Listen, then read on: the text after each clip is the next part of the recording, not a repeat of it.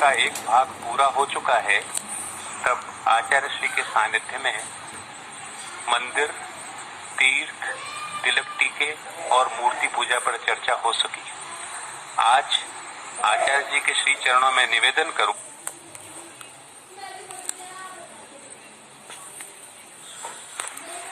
मेरे प्रश्न का एक भाग पूरा हो चुका है, तब आचार्य श्री के सानिध्य में मंदिर, तीर्थ, तिलक टीके और मूर्ति पूजा पर चर्चा हो सकी।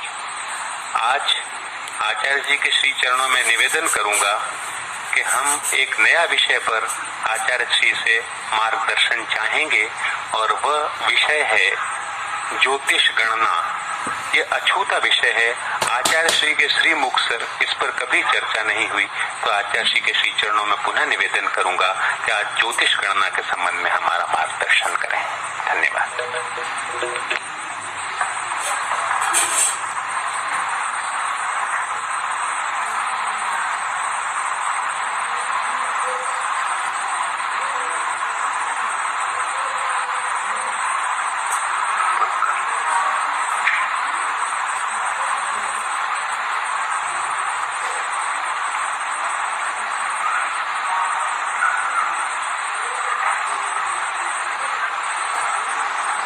ज्योतिष शायद सबसे पुराना विषय और एक अर्थों में सबसे ज्यादा तिरस्कृत विषय भी है।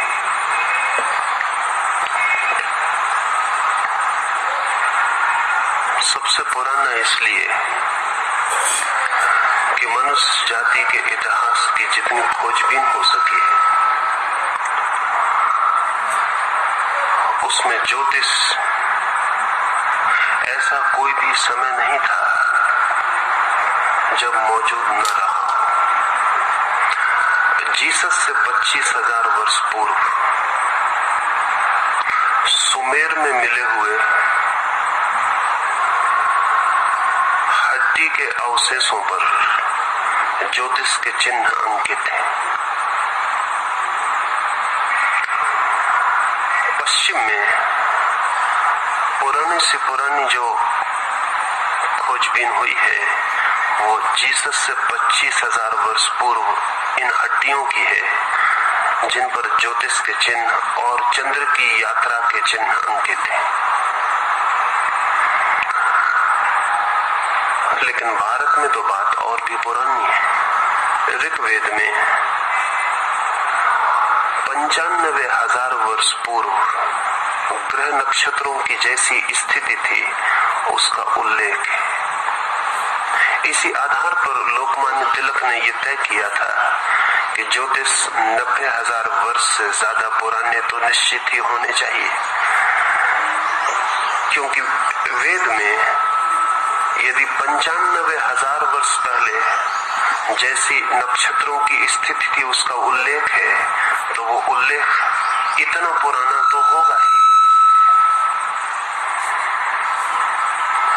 क्योंकि उस समय जो स्थिति थी नक्षत्रों की उसे बाद में जानने का कोई भी उपाय नहीं था। अब हमारे पास ऐसे वैज्ञानिक साधन उपलब्ध हो सके हैं कि हम जान सकें अतीत में कि नक्षत्रों की स्थिति कब कैसी रही होगी।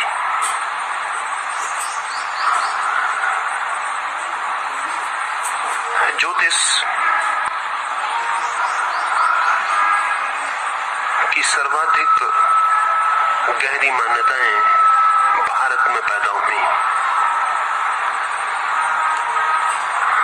सच तो यह है कि ज्योतिष के कारण ही गणित का जन्म हुआ।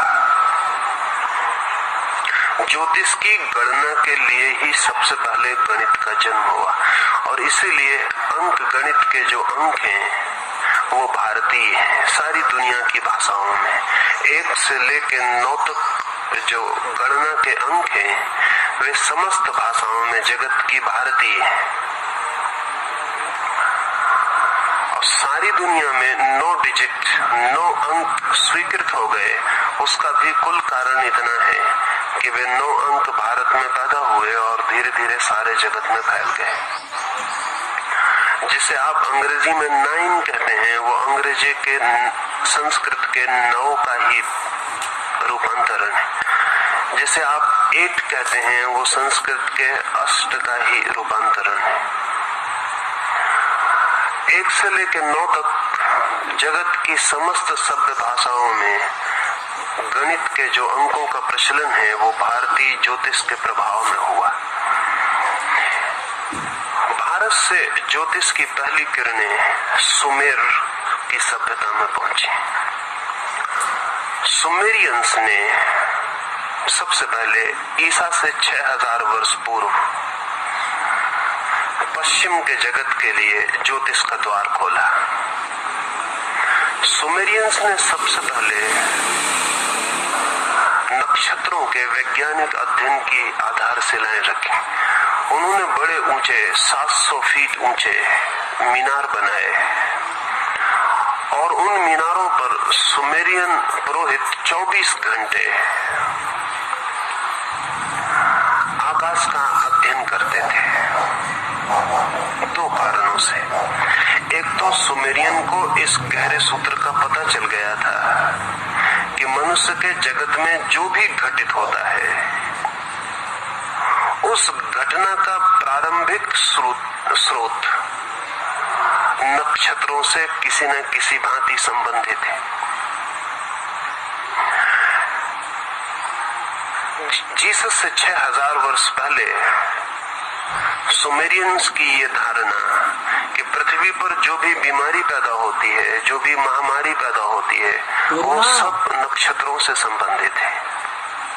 अब तो इसके लिए वैज्ञानिक आधार मिल गए हैं और जो लोग आज के विज्ञान को समझते हैं, वो कहते हैं सुमेरियंस ने मनुष्य जाति का असली इतिहास प्रारंभ किया। इतिहासज्ञ कहते हैं कि सब तरह का इतिहास सुमेर से शुरू होता है। 1920 में चिजेवस्की नाम के एक रूसी वैज्ञानिक ने इस बात की खोजबीन की कि जब भी सूरज पर हर 11 वर्षों में पीरियोडिकली बहुत बड़ा विस्फोट होता है। सूर्य पर हर 11 वर्ष में आणविक विस्फोट होता है और चिजेवस्की ने यह खोजबीन की कि जब भी सूरज पर 11 वर्षों में आणविक विस्फोट होता है, तभी पृथ्वी पर युद्ध और क्रांतियों के सूत्रपात होते हैं। और उसने कोई 700 वर्ष के लंबे इतिहास में सूर्य पर जब भी दुर्घटना घटती है, तभी पृथ्वी पर दुर्घटना घटती है। इसका इतना वैज्ञानिक विश्लेषण किया कि स्टालिन ने उसे 1920 में उठा के जेल में डाल दिया। वो स्टालिन के मरने के बाद ही चिजेवस्की छूट सका, क्योंकि स्टालिन के लिए तो अजीब बात हो गई। मार्क्स का और कम्युनिस्टों का ख्याल है कि पृथ्वी पर जो क्रांतियां होती हैं, उनका कारण मनुष्य के बीच आर्थिक वैभिन्न है। और चिजेवस्की कहता है कि क्रांतियों का कारण सूरज पर हुए विस्फोट है। अब सूरज पर हुए विस्फोट और मनुष्य के जीवन की गरीबी और अमीरी का क्या संबंध? अगर चिजेवस्की ठीक कहता है, तो मार्क्स की सारी व्याख्या मिट्टी में चली जाती है। तब क्रांतियों का कारण वर्गीय नहीं रह जाता, तब क्रांतियों का कारण ज्योतिषीय हो जाता है। चिजेवस्की को गलत तो सिद्ध नहीं किया जा सका, क्योंकि 700 साल की जो गणना उसने दी थी वो इतनी वैज्ञानिक थी और सूरज में हुए विस्फोटों के साथ इतना गहरा संबंध उसने पृथ्वी पर घटने वाली घटनाओं का स्थापित किया था, तो उसे गलत सिद्ध करना तो कठिन था, लेकिन उसे साइबेरिया में डाल देना आसान था। स्टालिन के मर जाने के बाद ही चिजेवस्की को क्रुश्चेव साइबेरिया से मुक्त कर पाया। इस आदमी के 50 साल जीवन के कीमती साइबेरिया में नष्ट हुए। छूटने के बाद भी वो 4-6 महीने से ज्यादा जीवित नहीं रह सका, लेकिन 6 महीने में भी वो अपनी स्थापना के लिए और नए प्रमाण इकट्ठे कर गया है। पृथ्वी पर जितनी महामारियां फैलती हैं, उन सबका संबंध भी वो सूरज से जोड़ गया है। सूरज जैसा हम साधारणतः सोचते हैं,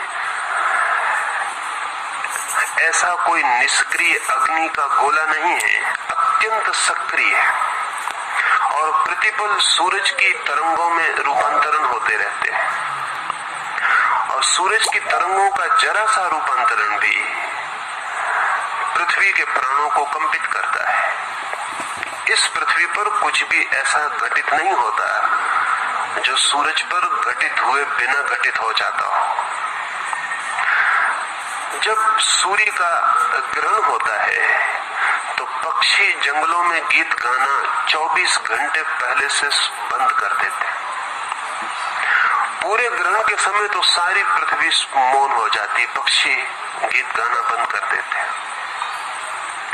सारे जंगलों के जानवर भयभीत हो जाते हैं, किसी बड़ी आशंका से पीड़ित हो जाते हैं। बंदर वृक्षों को छोड़कर नीचे आ जाते हैं, भीड़ लगा के किसी सुरक्षा का उपाय करने लगते हैं। और एक आश्चर्य की बंदर जो निरंतर बातचीत और शोरगुल में लगे रहते हैं, सूर्य ग्रहण के वक्त बंदर इतने मौन हो जाते हैं जितने साधु और सन्यासी भी नहीं होते। चेज़ेवस्की ने ये सारी की सारी बातें स्थापित की। सुमेर में सबसे पहले ये ख्याल पैदा हुआ, उसके बाद स्विस पैरासिलिसस नाम का एक चिकित्सक, उसने एक बहुत अनूठी मान्यता स्थापित की और वो मान्यता आज नहीं कल सारे मेडिकल साइंस को बदलने वाली सिद्ध होगी। अब तक ज्योतिष तिरस्कृत विषय है, सर्वाधिक पुराना लेकिन सर्वाधिक तिरस्कृत।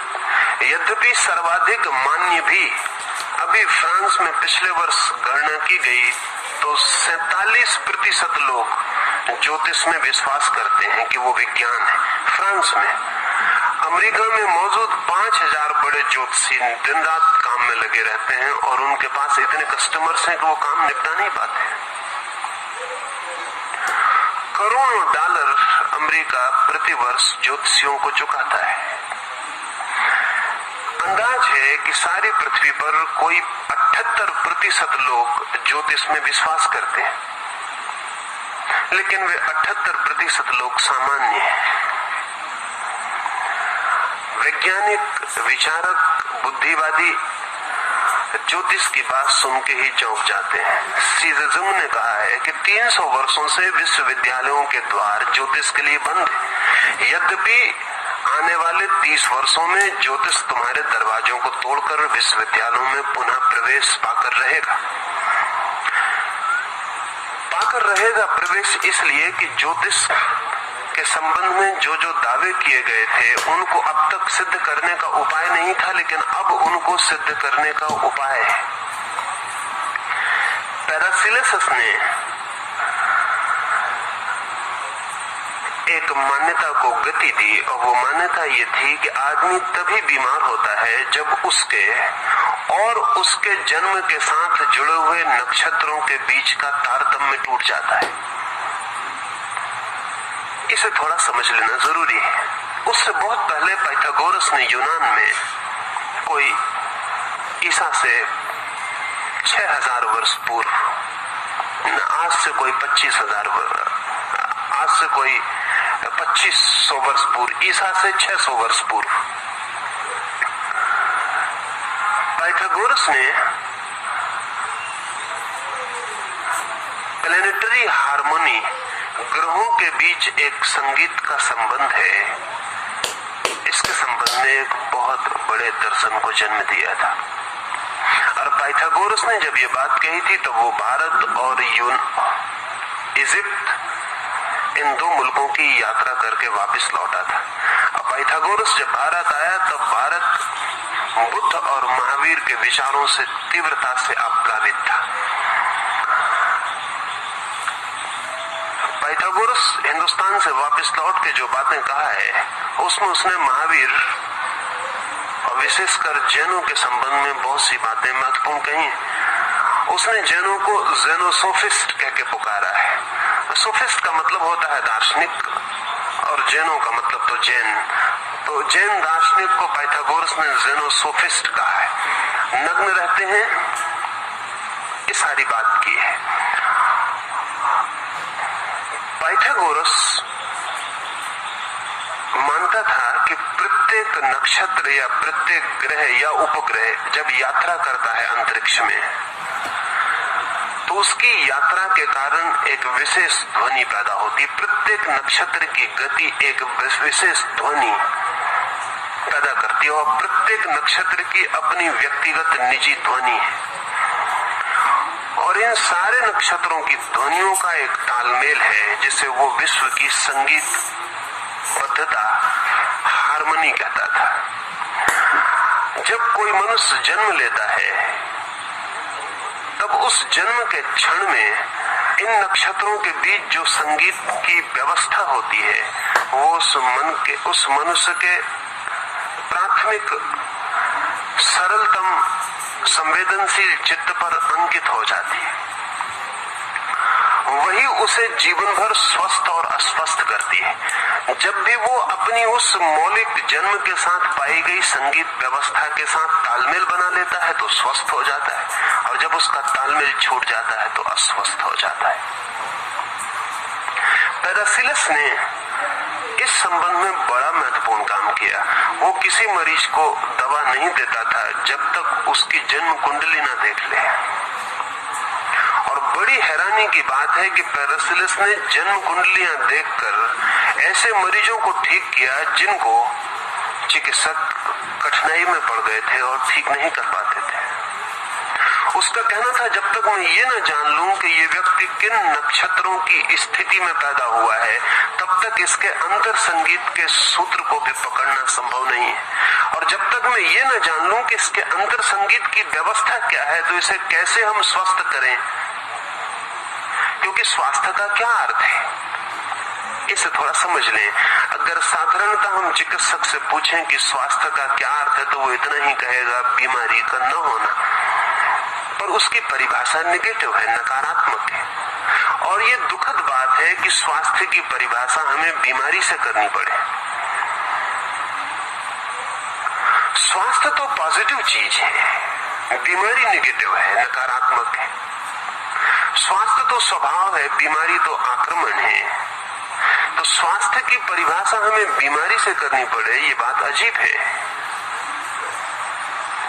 घर में रहने वाले की परिभाषा मेहमान से करनी पड़े तो बात अजीब है। स्वास्थ्य तो हमारे साथ है, बीमारी कभी होती है। स्वास्थ्य तो हम लेकर पैदा होते हैं, बीमारी उस पर आती है। पर हम स्वास्थ्य की परिभाषा अगर चिकित्सकों से पूछें तो वो यही कह पाते हैं कि बीमारी नहीं है तो स्वस्थ है। पैरासिलस कहता था ये व्याख्या गलत है, स्वास्थ्य की पॉजिटिव डेफिनेशन होनी चाहिए। और उस पॉजिटिव डेफिनेशन को, उस विधायक व्याख्या को कहां से पकड़ेंगे? तो पैरासिलस कहता था जब तक हम तुम्हारे अंतर्निहित संगीत को न जान लें वही तुम्हारा स्वास्थ्य है,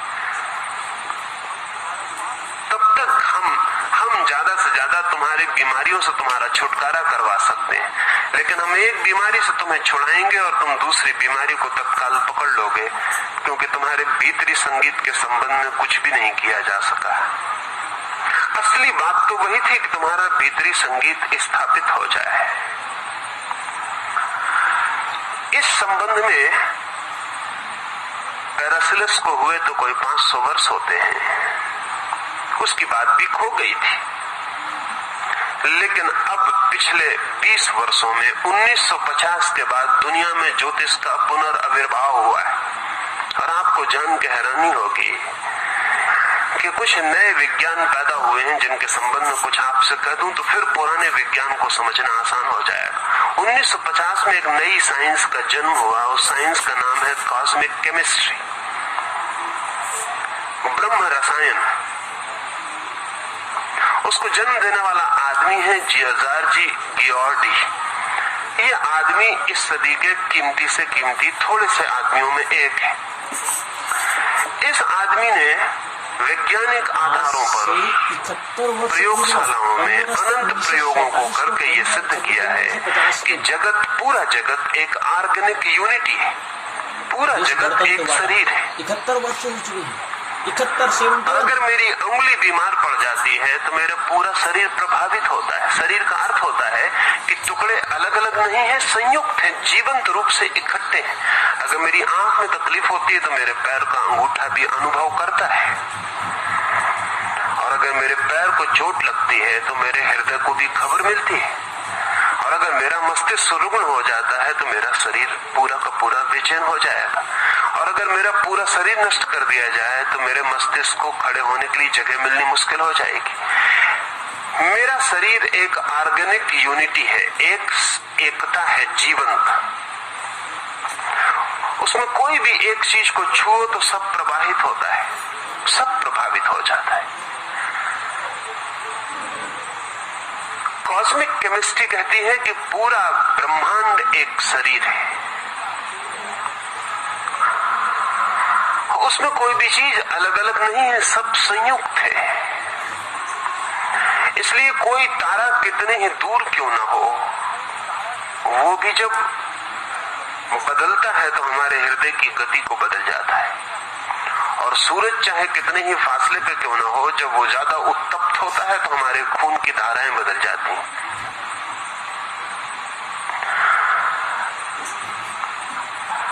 हर 11 वर्षों में, पिछली बार जब सूरज पर बहुत ज्यादा गतिविधि चल रही थी और अग्नि के विस्फोट चल रहे थे, तो एक जापानी चिकित्सक तोमातो बहुत हैरान हुआ। वो चिकित्सक स्त्रियों के खून पर निरंतर काम कर रहा था 20 वर्षों से। स्त्रियों के खून की एक विशेषता है जो पुरुषों के खून की नहीं है। उनके मासिक धर्म के समय उनका खून पतला हो जाता है, और पुरुष का खून पूरे समय एक सा रहता है। स्त्रियों का खून मासिक धर्म के समय पतला हो जाता है, या गर्भ जब उनके पेट में होता है तब उनका खून पतला हो जाता है। पुरुष और स्त्री के खून में एक बुनियादी फर्क तोमातो अनुभव कर रहा था, लेकिन जब सूरज पर बहुत जोर से तूफान चल रहे थे आणविक शक्तियों के, हर 11 वर्ष में चलते, तो वो चकित हुआ कि पुरुषों का खून भी पतला हो जाता है। जब सूरज पर आणविक तूफान चलता है तब पुरुष का खून भी पतला हो जाता है। ये बड़ी नई घटना थी, ये इसके पहले कभी रिकॉर्ड नहीं की गई थी कि पुरुष के खून पर सूरज पर चलने वाले तूफान का कोई प्रभाव पड़ेगा। और अगर खून पर प्रभाव पड़ सकता है तो फिर किसी भी चीज पर प्रभाव पड़ सकता है। एक दूसरा अमेरिकन विचारक है फ्रैंक ब्राउन। वो अंतरिक्ष यात्रियों के लिए सुविधाएं जुटाने का काम करता रहा है। उसकी आधी जिंदगी अंतरिक्ष में जो मनुष्य यात्रा करने जाएंगे उनको तकलीफ ना हो इसके लिए काम करने की रही है। सबसे बड़ी विचारणीय बात यही थी कि पृथ्वी को छोड़ते ही अंतरिक्ष में न मालूम कितने प्रभाव होंगे, न मालूम कितनी धाराएं होंगी रेडिएशन की, किरणों की, वो आदमी पर क्या प्रभाव करेंगी। लेकिन 2000 साल से ऐसा समझा जाता रहा है अरस्तु के बाद पश्चिम में कि अंतरिक्ष शून्य है, वहां कुछ है ही नहीं। 200 मील के बाद पृथ्वी पर हवाएं समाप्त हो जाती हैं और फिर अंतरिक्ष शून्य। लेकिन अंतरिक्ष यात्रियों की खोज ने सिद्ध किया कि वो बात गलत है। अंतरिक्ष शून्य नहीं है, बहुत भरा हुआ है, और ना तो शून्य है ना मृत है, बहुत जीवंत है। सच तो यह है कि पृथ्वी की 200 मील की हवाओं की परतें सारे प्रभावों को हम तक आने से रोकती हैं। अंतरिक्ष में तो अद्भुत प्रभावों की धाराएं बहती रहती हैं। उनको आदमी सह पाएगा या नहीं, आप जान के हैरान होंगे और हंसेंगे भी कि आदमी को भेजने के पहले ब्राउन ने आलू भेजे अंतरिक्ष में, क्योंकि ब्राउन का कहना है आलू और आदमी में बहुत भीतरी फर्क नहीं है। अगर आलू सड़ जाएगा तो आदमी नहीं बच सकेगा, और अगर आलू बच सकता है तो ही आदमी बच सकेगा। आलू बहुत मजबूत प्राणी है और आदमी तो बहुत संवेदनशील है। अगर आलू भी नहीं बच सकता, अंतरिक्ष में उछड़ जाएगा, तो आदमी के बचने का कोई उपाय नहीं। अगर आलू लौट आता है जीवंत, मरता नहीं है, और उसे जमीन में बोने पे अंकुर निकल आता है, तो फिर आदमी को भेजा जा सकता है। तब भी डर है कि आदमी सह पाएगा या नहीं। इससे एक और हैरानी की बात ब्राउन ने सिद्ध की कि आलू जमीन के भीतर पड़ा हुआ या कोई भी बीज जमीन के भीतर पड़ा हुआ भी बढ़ता है सूरज के ही संबंध में।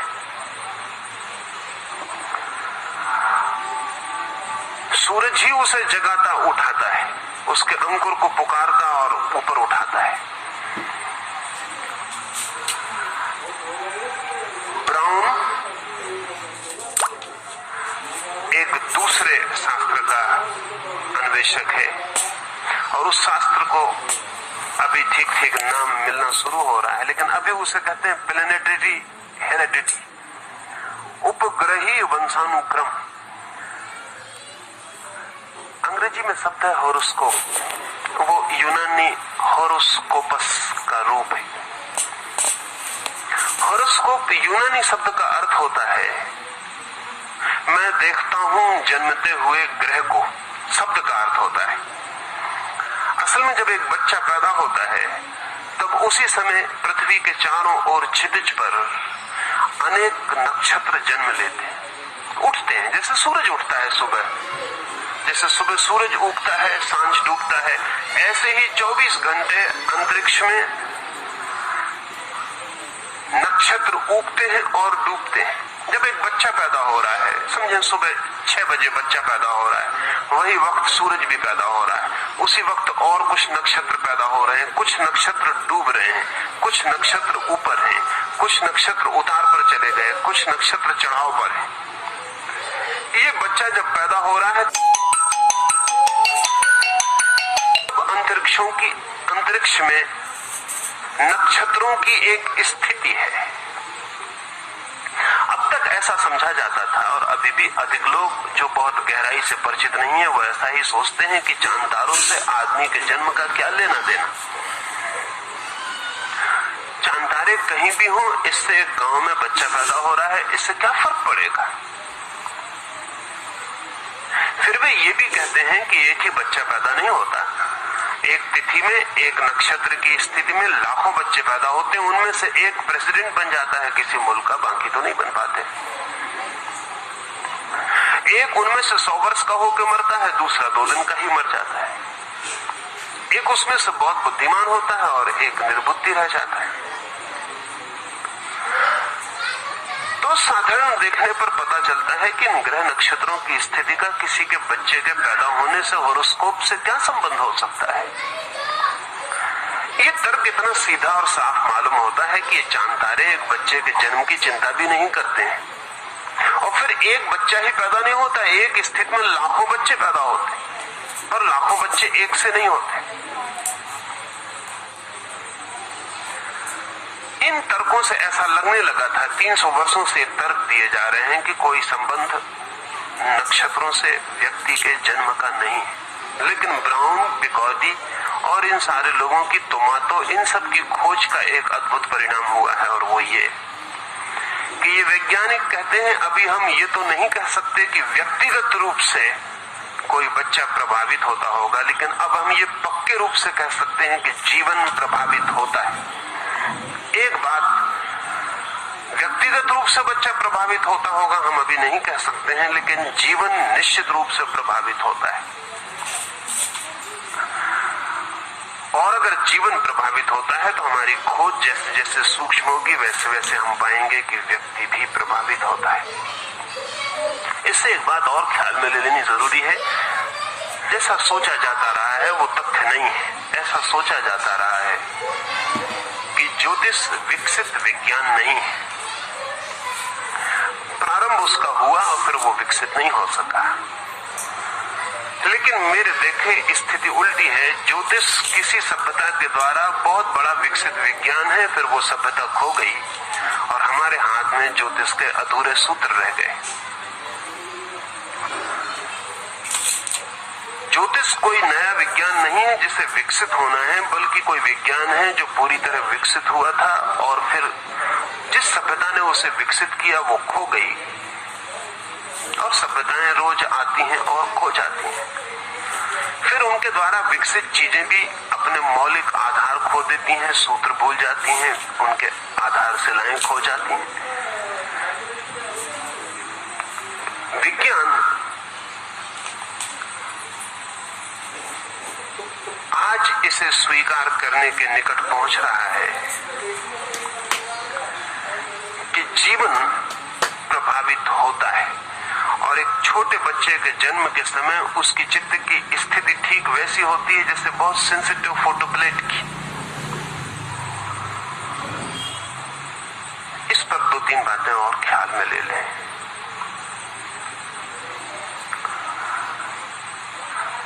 ताकि समझ में आ सके कि जीवन प्रभावित होता है, और अगर जीवन प्रभावित होता है तो ही ज्योतिष की कोई संभावना निर्मित होती है, अन्यथा निर्मित नहीं होती। जुड़वा बच्चों को समझने की थोड़ी कोशिश करें। 2 तरह के जुड़वा बच्चे होते हैं। एक तो जुड़वा बच्चे होते हैं जो एक ही अंडे से पैदा होते हैं, और दूसरे जुड़वा बच्चे होते हैं जो होते तो जुड़वा है लेकिन 2 अंडों से पैदा होते हैं। मां के पेट में 2 अंडे होते हैं, 2 बच्चे पैदा होते हैं। कभी कभी एक ही अंडा होता है और एक अंडे के भीतर 2 बच्चे होते हैं। एक अंडे से जो 2 बच्चे पैदा होते हैं वो बड़े महत्वपूर्ण हैं, क्योंकि उनके जन्म का क्षण बिल्कुल एक होता है। 2 अंडों से जो बच्चे पैदा होते हैं वो जुड़वा हम कहते जरूर है, लेकिन उनके जन्म का क्षण एक नहीं होता। और एक बात समझ लें कि जन्म दोहरी बात है। जन्म का पहला अर्थ तो है गर्भाधारण। ठीक जन्म तो उस दिन होता है जिस दिन मां के पेट में गर्भ आरोपित होता है। ठीक जन्म, जिसको आप जन्म कहते हैं, वो नंबर 2 का जन्म है, जब बच्चा मां के पेट से बाहर आता है। अगर हमें ज्योतिष की पूरी खोजबीन करनी हो, जैसा कि हिंदुओं ने की थी, अकेले हिंदुओं ने की थी, अभी हम ये तो नहीं कह सकते कि व्यक्तिगत रूप से कोई बच्चा प्रभावित होता होगा, लेकिन अब हम ये पक्के रूप से कह सकते हैं कि जीवन प्रभावित होता है। एक बात, व्यक्तिगत रूप से बच्चा प्रभावित होता होगा हम अभी नहीं कह सकते हैं, लेकिन जीवन निश्चित रूप से प्रभावित होता है। और अगर जीवन प्रभावित होता है तो हमारी खोज जैसे जैसे सूक्ष्म होगी वैसे वैसे हम पाएंगे कि व्यक्ति भी प्रभावित होता है। इससे एक बात और ख्याल में ले लेनी जरूरी है। जैसा सोचा जाता रहा है वो तथ्य नहीं है। ऐसा सोचा जाता रहा है कि ज्योतिष विकसित विज्ञान नहीं है। प्रारंभ उसका हुआ और फिर वो विकसित नहीं हो सका। लेकिन मेरे देखे स्थिति उल्टी है। ज्योतिष किसी सभ्यता के द्वारा बहुत बड़ा विकसित विज्ञान है, फिर वो सभ्यता खो गई और हमारे हाथ में ज्योतिष के अधूरे सूत्र रह गए। ज्योतिष कोई नया विज्ञान नहीं है जिसे विकसित होना है, बल्कि कोई विज्ञान है जो पूरी तरह विकसित हुआ था और फिर जिस सभ्यता ने उसे विकसित किया वो खो गई।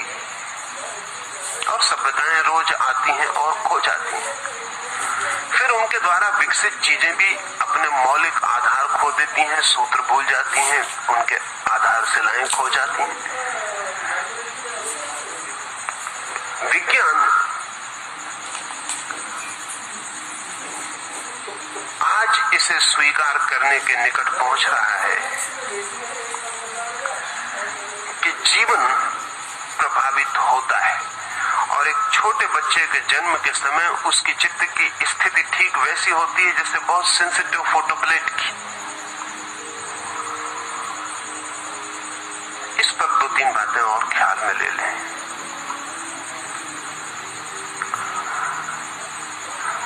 ताकि समझ में आ सके कि जीवन प्रभावित होता है, और अगर जीवन प्रभावित होता है तो ही ज्योतिष की कोई संभावना निर्मित होती है, अन्यथा निर्मित नहीं होती। जुड़वा बच्चों को समझने की थोड़ी कोशिश करें। दो तरह के जुड़वा बच्चे होते हैं। एक तो जुड़वा बच्चे होते हैं जो एक ही अंडे से पैदा होते हैं, और दूसरे जुड़वा बच्चे होते हैं जो होते तो जुड़वा है लेकिन दो अंडों से पैदा होते हैं। मां के पेट में दो अंडे होते हैं, दो बच्चे पैदा होते हैं। कभी कभी एक ही अंडा होता है और एक अंडे के भीतर दो बच्चे होते हैं। एक अंडे से जो दो बच्चे पैदा होते हैं वो बड़े महत्वपूर्ण हैं, क्योंकि उनके जन्म का क्षण बिल्कुल एक होता है। दो अंडों से जो बच्चे पैदा होते हैं वो जुड़वा हम कहते जरूर है, लेकिन उनके जन्म का क्षण एक नहीं होता। और एक बात समझ लें कि जन्म दोहरी बात है। जन्म का पहला अर्थ तो है गर्भाधारण। ठीक जन्म तो उस दिन होता है जिस दिन मां के पेट में गर्भ आरोपित होता है। ठीक जन्म, जिसको आप जन्म कहते हैं, वो नंबर 2 का जन्म है, जब बच्चा मां के पेट से बाहर आता है। अगर हमें ज्योतिष की पूरी खोजबीन करनी हो, जैसा कि हिंदुओं ने की थी, अकेले हिंदुओं ने की थी और उसके बड़े उपयोग किए थे, तो असली सवाल ये नहीं कि बच्चा कब पैदा होता है। असली सवाल ये है कि बच्चा कब गर्भ में प्रारंभ करता है अपनी यात्रा, गर्भ कब निर्मित होता है, क्योंकि ठीक जन्म वही है। इसलिए हिंदुओं ने तो ये भी तय किया था कि ठीक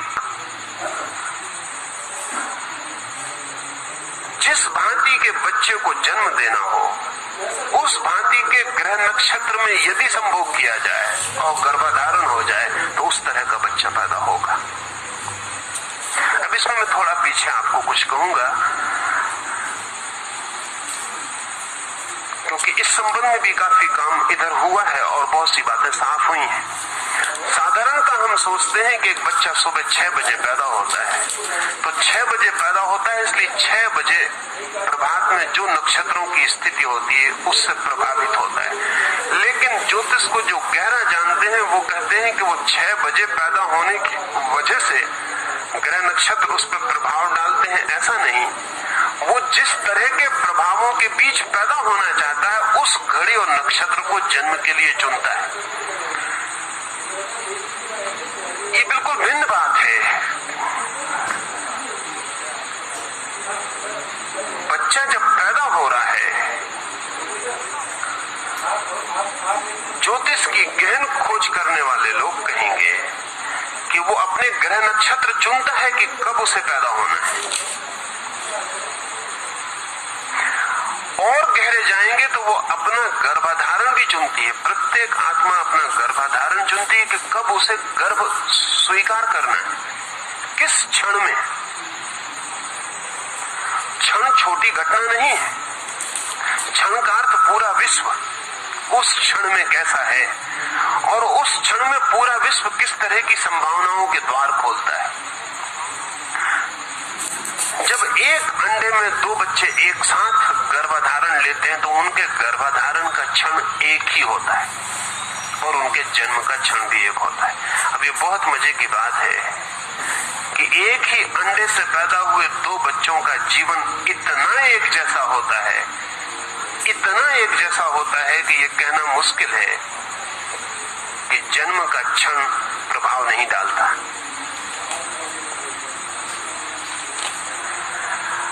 एक अंडे से पैदा हुए दो बच्चे, उनका IQ, उनका बुद्धिमाप करीब करीब बराबर होता है, और जो थोड़ा सा भेद दिखता है वो जो जानते हैं वो कहते हैं वो हमारे मेजरमेंट की गलती के कारण। अभी तक हम ठीक मापदंड विकसित नहीं कर पाए हैं जिनसे हम बुद्धि का अंक नाप सकें। थोड़ा सा जो भेद कभी पड़ता है वो हमारे तराजू की भूल चूक है। अगर एक अंडे से पैदा हुए दो बच्चों को बिल्कुल अलग अलग पाला जाए तो भी उनके बुद्धि अंक में कोई फर्क नहीं पड़ता है। एक को हिंदुस्तान में पाला जाए और एक को चीन में पाला जाए, कभी एक दूसरे को पता भी न चलने दिया जाए। ऐसी कुछ घटनाएं घटी हैं जब दोनों बच्चे अलग अलग बड़े हुए, लेकिन उनके बुद्धि अंक में कोई फर्क नहीं पड़ता। बड़ी हैरानी की बात है, बुद्धि अंक तो ऐसी चीज है कि जन्म की पोटेंशियलिटी से जुड़ी है, लेकिन वो जो चीन में जुड़वा बच्चा है एक ही अंडे का, जब उसको जुकाम होगा तब जो भारत में बच्चा है उसको भी जुकाम हो जाए।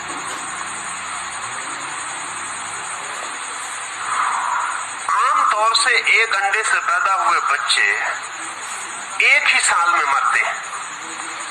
ज्यादा से ज्यादा उनकी मृत्यु में फर्क 3 महीने का होता है और कम से कम 3 दिन का, पर वर्ष वही होता है। अब तक ऐसा नहीं हो सका कि एक ही अंडे से पैदा हुए 2 बच्चे की मृत्यु के बीच वर्ष का फर्क पड़ा हो। 3 महीने से ज्यादा का फर्क नहीं पड़ता है। अगर एक बच्चा मर गया है तो हम मान सकते हैं कि 3 दिन के बाद और 3 महीने के बीच दूसरा बच्चा मर जाएगा।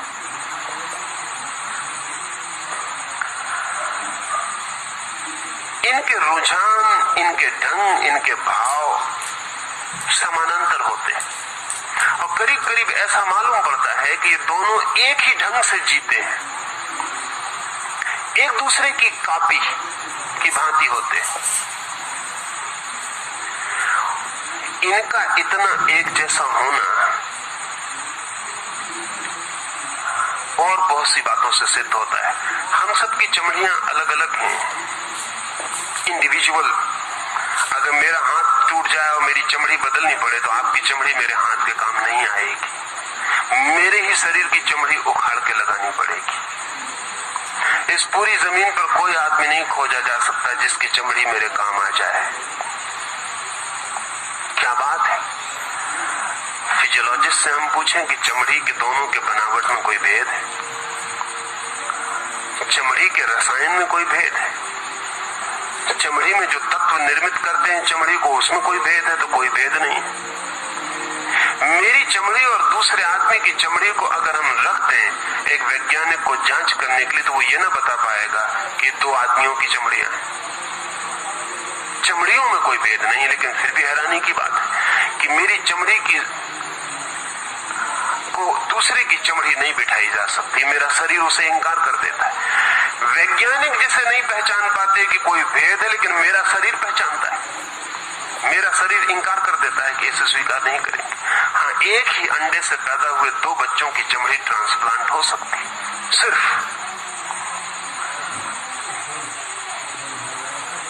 एक दूसरे की चमड़ी को एक दूसरे पर बिठाया जा सकता है, शरीर इंकार नहीं करेगा। क्या कारण होगा, क्या वजह होगी? अगर हम कहें एक ही माँ बाप के बेटे हैं तो 2 भाई भी एक ही माँ बाप के, उनकी चमड़ी नहीं बदली जा सकती, सिवाय इसके कि ये दोनों बेटे एक क्षण में निर्मित हुए हैं और कोई इनमें समानता नहीं, क्योंकि उसी बाप और उसी माँ से पैदा हुए दूसरे भाई भी हैं, उन पर चमड़ी काम नहीं करती है, उनकी चमड़ी एक दूसरे पर नहीं बदली जा सकती। सिर्फ इनका बर्थ मूवमेंट, बाकी तो सब एक है, वही माँ बाप है।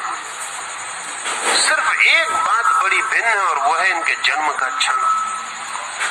क्या जन्म का क्षण इतना महत्वपूर्ण रूप से प्रभावित करता है कि उम्र भी दोनों की करीब करीब, बुद्धिमाप करीब करीब, दोनों की चमड़ियों का ढंग एक सा, दोनों के शरीर के व्यवहार करने की बात एक सी, दोनों बीमार पड़ते हैं तो एक सी बीमारियों से, दोनों स्वस्थ होते हैं तो एक सी दवाओं से। क्या जन्म का क्षण इतना प्रभावी हो सकता है? ज्योतिष कहता रहा है इससे भी ज्यादा प्रभावी है जन्म का क्षण। लेकिन आज तक ज्योतिष के लिए वैज्ञानिक सहमति नहीं थी, पर अब सहमति बढ़ती जाती है। इस सहमति में कई नए प्रयोग सहयोगी बने हैं। एक तो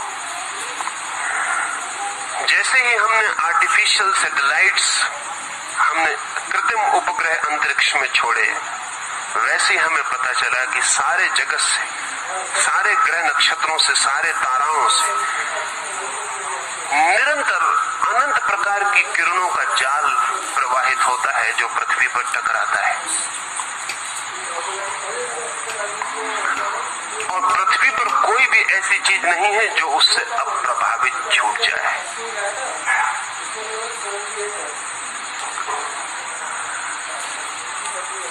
हम जानते हैं कि चांद से समुद्र प्रभावित होता है,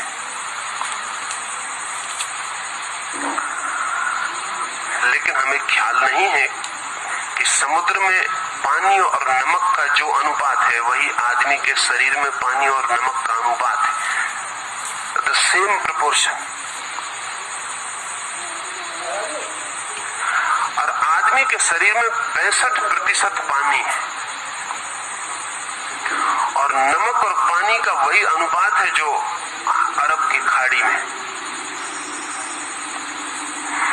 अगर समुद्र का पानी प्रभावित होता है चांद से, तो आदमी के शरीर के भीतर का पानी क्यों प्रभावित नहीं होगा? अभी इस संबंध में जो खोजबीन हुई उसमें 2-3 तथ्य ख्याल में ले लेने जैसे हैं। वो ये कि पूर्णिमा के निकट आते आते सारी दुनिया में पागलपन की संख्या बढ़ती। अमावस के दिन दुनिया में सबसे कम लोग पागल होते हैं, पूर्णिमा के दिन सर्वाधिक। चांद के बढ़ने के साथ अनुपात पागलों का बढ़ना शुरू होता है। पूर्णिमा के दिन पागलखानों में सर्वाधिक लोग प्रवेश करते हैं और अमावस के दिन पागलखानों से सर्वाधिक लोग बाहर जाते हैं। अब तो इसके स्टैटिस्टिक्स उपलब्ध हैं। अंग्रेजी में शब्द है लूनाटिक। लूनाटिक का मतलब होता है चांद मारा, लूनार। हिंदी में भी पागल के लिए चांद मारा शब्द है, बहुत पुराना शब्द। और लूनाटिक भी कोई 3000 साल पुराना शब्द है। कोई 3000 साल पहले भी आदमियों को ख्याल था कि चांद पागल के साथ कुछ न कुछ करता है।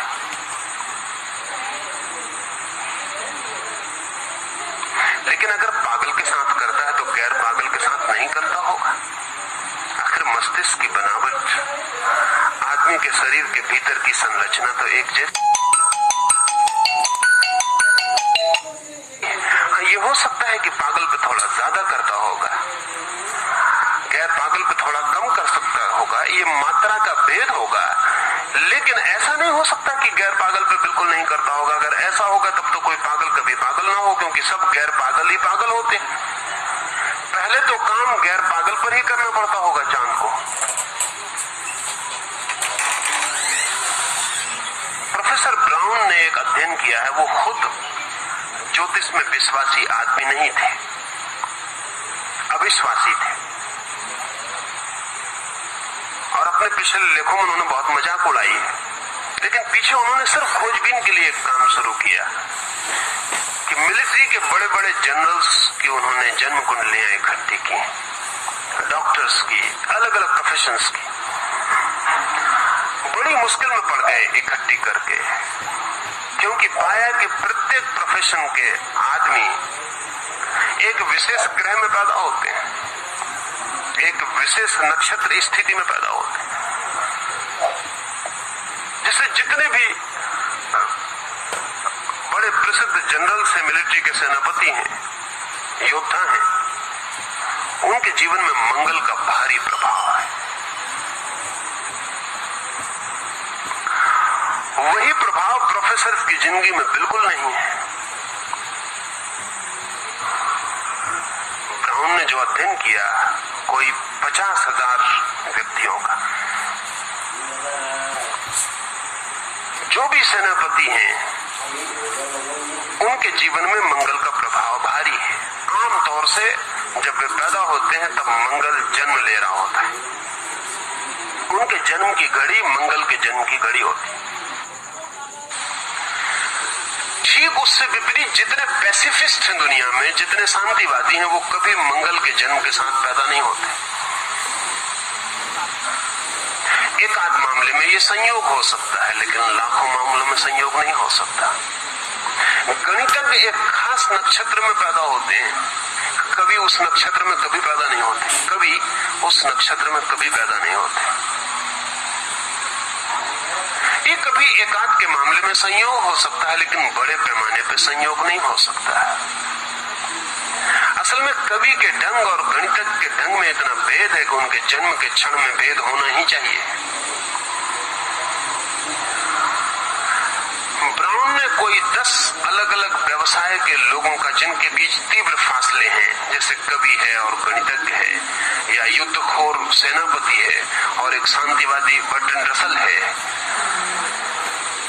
एक आदमी आदमी जो कहता है विश्व में शांति होना चाहिए, और एक आदमी नीत्शे जैसा जो कहता है जिस दिन युद्ध न होंगे उस दिन दुनिया में कोई अर्थ न रह जाएगा।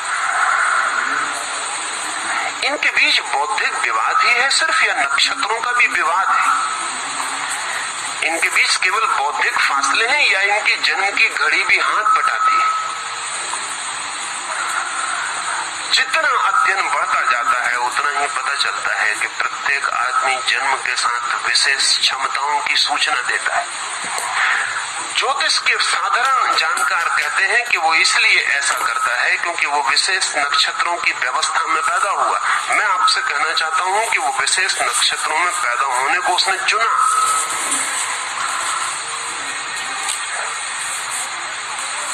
वो जैसा होना सकता था, जो उसके होने की आंतरिक संभावना थी, जो उसके पिछले जन्मों का पूरा रूप था, जो उसकी संयोजित अर्जित चेतना थी, वो इस नक्षत्र में ही पैदा होगी।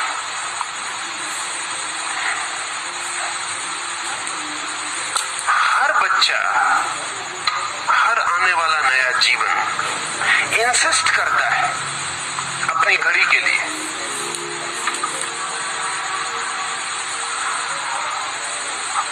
अपनी घड़ी में ही पैदा होना चाहता है, अपनी ही घड़ी में गर्भाधान लेना चाहता है। दोनों अन्योन्याश्रित हैं, इंटरडिपेंडेंट हैं।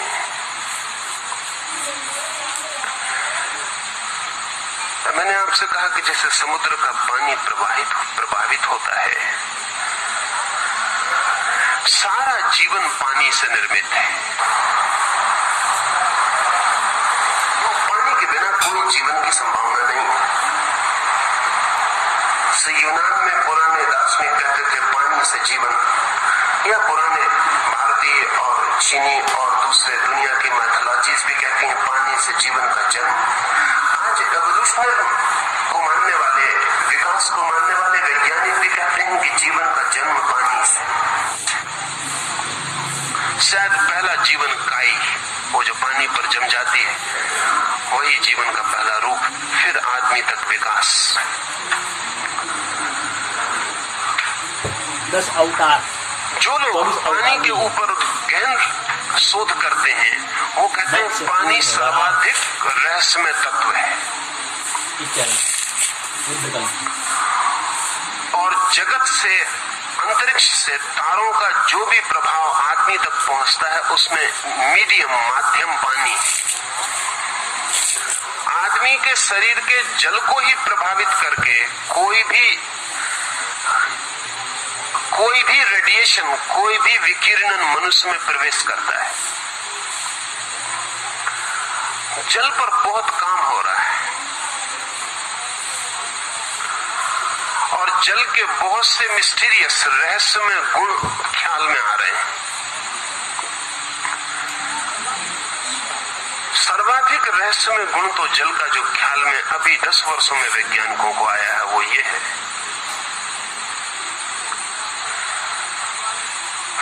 कि सर्वाधिक संवेदनशीलता जल के पास है, सबसे ज्यादा सेंसिटिव है।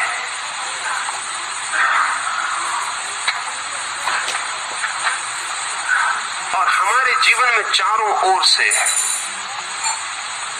जो भी इन्फ्लुएंस गति करता है भीतर, वो जल को ही कंपित करके गति करता है। हमारा जल ही सबसे पहले प्रभावित होता है, और एक बार हमारा जल प्रभावित हुआ तो फिर हम प्रभावित होने से बचना बहुत कठिन हो जाए। मां के पेट में बच्चा जब तैरता है तब भी आप जान के हैरान होंगे कि वो ठीक ऐसे ही तैरता है जैसे सागर के जल में। और मां के पेट में जिस जल में बच्चा तैरता है उसमें भी नमक का वही अनुपात होता है जो सागर के जल में। और मां के शरीर से जो जो प्रभाव बच्चे तक पहुंचते हैं उनमें कोई सीधा संबंध नहीं होता है।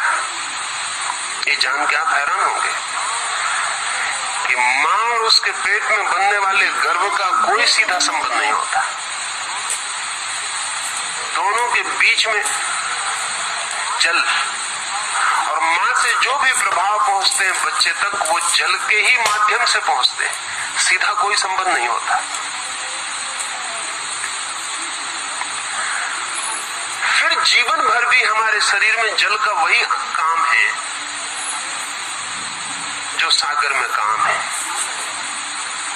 सागर में बहुत सी मछलियों का अध्ययन किया गया है। ऐसी मछलियां हैं जो जब सागर का पूर्व उतार पर होता है, जब सागर उतरता है,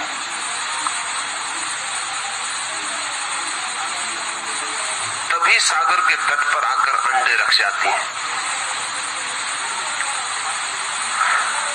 सागर उतर रहा है वापस, मछलियां रेत में आएंगी, सागर की लहरों पर सवार होकर अंडे देंगी, सागर की लहरों पर वापस लौट जाएंगी।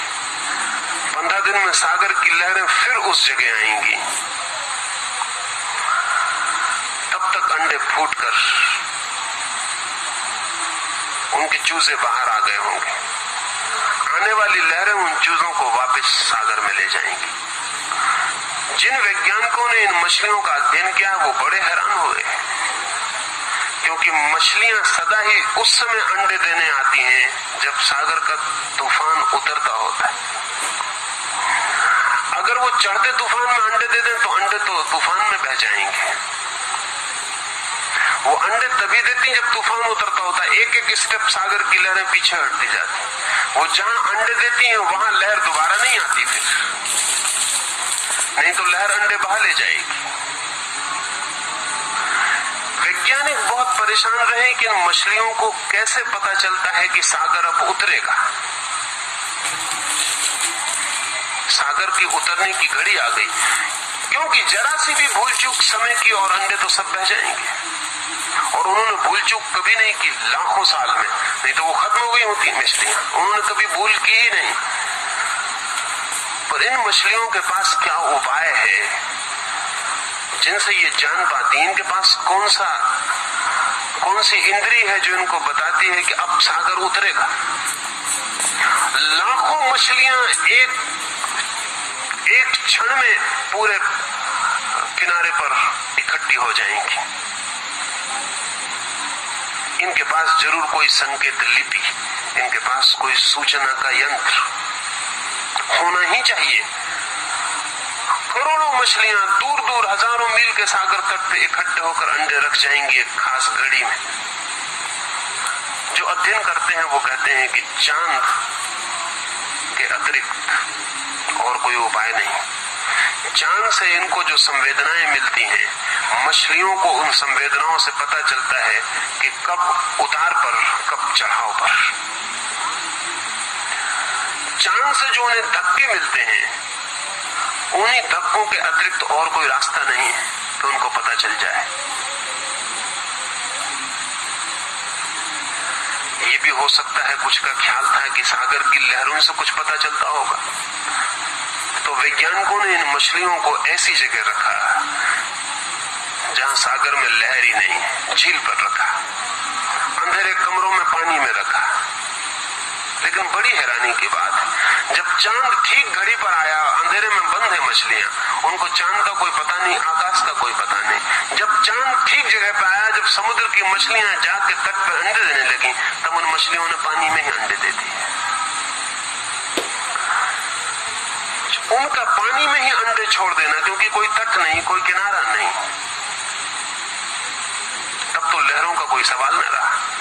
अगर कोई कहता हो कि दूसरी मछलियों को देख के ये दौड़ पैदा हो जाता होगा, वो भी सवाल न रहा। अकेली मछलियों को रख के भी देखा।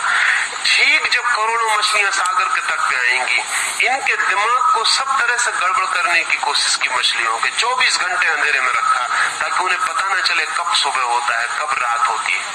24 घंटे उजाले में भी रख के देखा कि ताकि उनको पता ही न चले कब रात होती। झूठे चांद की रोशनी पैदा करके देखी कि रोज रोशनी को कम करते जाओ, बढ़ाते जाओ, लेकिन मछलियों को धोखा नहीं दिया जा सका। ठीक चांद जब अपनी जगह पर आया तो मछलियों ने अंडे दे दिए, जहां भी थी वहीं उन्होंने अंडे दे दिए। हजारों लाखों पक्षी हर साल यात्रा करते हैं, लाखों हजारों मील की, सर्दियां आने वाली हैं, बर्फ पड़ेगी, तो बर्फ के इलाके से पक्षी उड़ना शुरू हो जाएंगे। हजारों मील दूर किसी दूसरी जगह वो पड़ाव डालेंगे, वहां तक पहुंचने में भी उन्हें 2 महीने लगेंगे, महीना भर लगेगा। अभी बर्फ गिरनी शुरू नहीं हुई, महीने भर बाद गिरेगी। ये पक्षी कैसे हिसाब लगाते हैं कि अब महीने भर बाद बर्फ गिरेगी? क्योंकि अभी हमारी मौसम को बताने वाली जो वेधशालाएं हैं वो भी पक्की खबर नहीं दे पाती। मैंने तो सुना है कि कुछ मौसम की खबर देने वाले लोग पहले ज्योतिषियों से पूछ जाते हैं सड़कों पर बैठे हुए कि आज क्या ख्याल है, पानी गिरेगा कि नहीं। आदमी ने अभी जो जो व्यवस्था की है वो बचकानी मालूम पड़ती है। ये पक्षी 1-1.5 महीने 2 महीने पहले पता करते हैं कि अब बर्फ कब गिरेगी, और हजारों प्रयोग करके देख लिया गया है कि जिस दिन पक्षी उड़ते हैं, हर पक्षी की जाति का निश्चित दिन है। हर वर्ष बदल जाता है वो निश्चित दिन, क्योंकि बर्फ का कोई ठिकाना नहीं। लेकिन हर पक्षी का तय है कि वो बर्फ गिरने के 1 महीने पहले उड़ेगा, तो हर वर्ष वो 1 महीने पहले उड़ता है। बर्फ 10 दिन बाद गिरे तो वो 10 दिन बाद उड़ता है, बर्फ 10 दिन पहले गिरे तो वो 10 दिन पहले उड़ता है। ये बर्फ के गिरने का कुछ निश्चय तो नहीं है। ये पक्षी कैसे उड़ जाते हैं महीने भर पहले पता लगा कि जापान में एक चिड़िया होती है जो भूकंप आने के 24 घंटे पहले गांव खाली कर देती है। साधारण गांव की चिड़िया है, हर गांव में बहुत होती है। भूकंप आने के 24 घंटे पहले चिड़िया खाली कर देती है। अभी भी वैज्ञानिक 2 घंटे के पहले भूकंप का पता नहीं लगा पाते, और 2 घंटे पहले भी अनसर्टेनिटी होती है, पक्का नहीं होता, सिर्फ प्रोबेबिलिटी होती है, संभावना होती है कि भूकंप हो सकता है। लेकिन 24 घंटे पहले तो जापान में तो कोई भूकंप का फौरन पता चल जाता है। जिस गांव से चिड़िया उड़ जाती है उस गांव के लोग समझ जाते हैं कि भाग जाओ, 24 घंटे का वक्त है, वो चिड़िया हट गई, गांव में दिखाई नहीं पड़ती। इस चिड़िया को कैसे पता चलता होगा? वैज्ञानिक अभी 10 वर्षों में एक नई बात कह रहे हैं, और वो ये कि प्रत्येक प्राणी के पास कोई ऐसा अंतर इंद्रिय है जो जागतिक प्रभावों को अनुभव करती है। शायद मनुष्य के पास भी है, लेकिन मनुष्य ने अपनी बुद्धिमानी में उसे खोया है।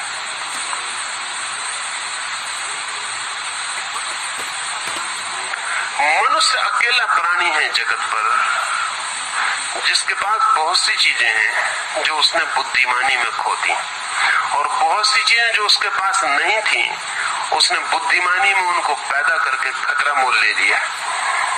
जो है उसे खो दिया है, जो नहीं है उसे बना लिया है।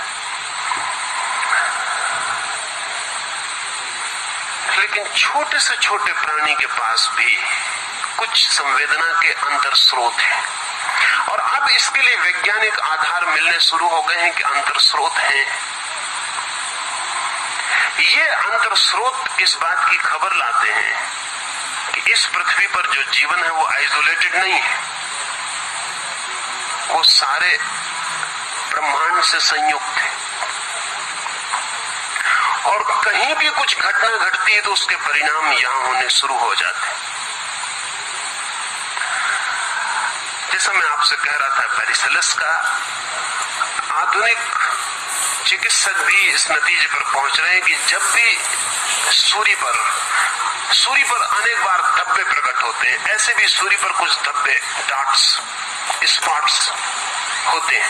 कभी वो बढ़ जाते हैं, कभी वो कम हो जाते हैं। जब सूर्य पर स्पॉट्स बढ़ जाते हैं तो जमीन पे बीमारियां बढ़ जाती हैं, और जब सूर्य पे स्पॉट्स कम हो जाते हैं तो जमीन पे बीमारियां कम हो जाती हैं। और जमीन से हम बीमारियां कभी ना मिटा सकेंगे जब तक सूर्य के स्पॉट्स कायम है।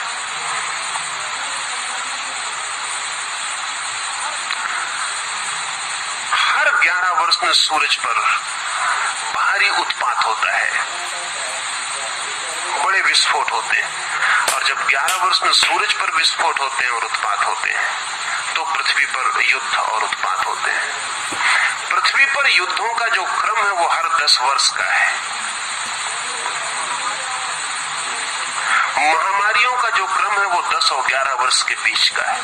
क्रांतियों का जो क्रम है 10 और 11 वर्ष के बीच का है।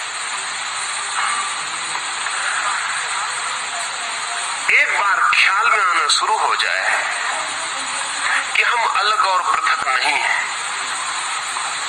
संयुक्त हैं, ऑर्गेनिक हैं, तो फिर ज्योतिष को समझना आसान हो जाएगा। इसलिए मैं ये सारी बातें आपसे कह रहा हूं।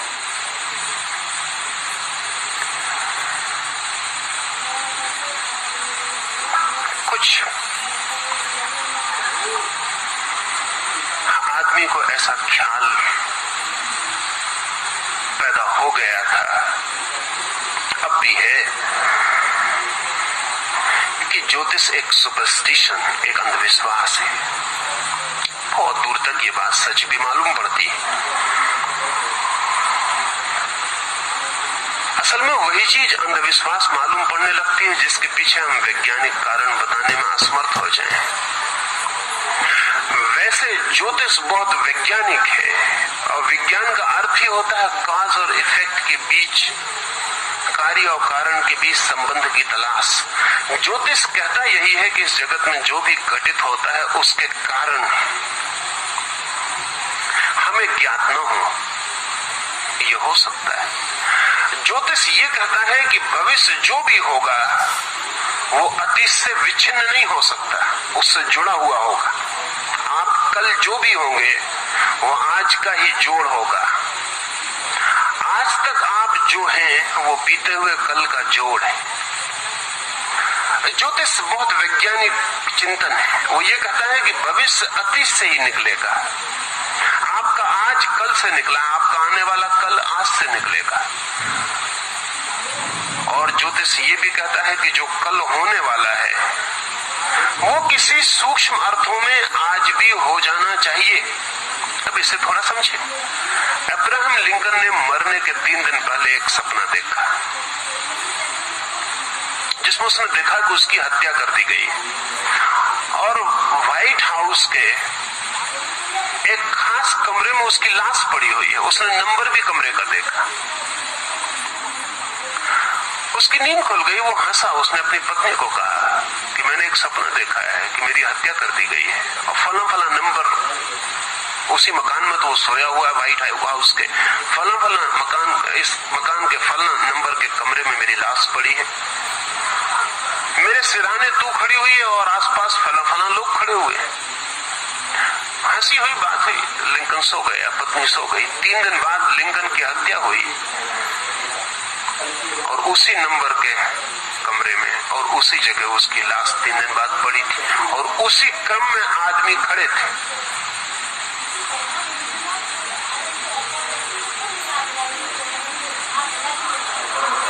अगर 3 दिन बाद जो होने वाला है वो किसी अर्थों में आज ही न हो गया हो, तो उसका सपना कैसे निर्मित हो सकता है? उसकी सपने में झलक भी कैसे मिल सकती है? सपने में झलक तो उसी बात की मिल सकती है जो किसी अर्थ में अभी भी कहीं मौजूद हो, तो हम उसकी ग्लिम्प्स, खिड़की खोलें और हमें दिखाई पड़ जाए, लेकिन खिड़की के बाहर मौजूद हो, लेकिन कहीं मौजूद हो। ज्योतिष का मानना है भविष्य हमारा अज्ञान है, इसलिए भविष्य। अगर हमें ज्ञान हो तो भविष्य जैसी कोई घटना नहीं है, वो अभी भी कहीं मौजूद है।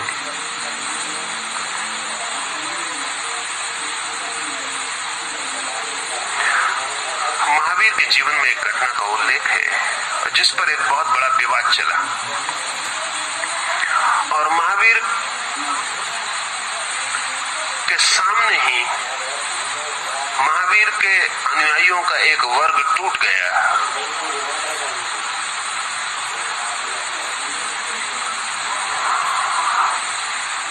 और 500 महावीर के मुनियों ने अलग पंथ का निर्माण कर लिया उसी बात से। महावीर कहते थे जो हो रहा है वो एक अर्थ में हो ही गया, जो हो रहा है वो एक अर्थ में हो ही गया। अगर आप चल पड़े तो एक अर्थ में पहुंच ही गए।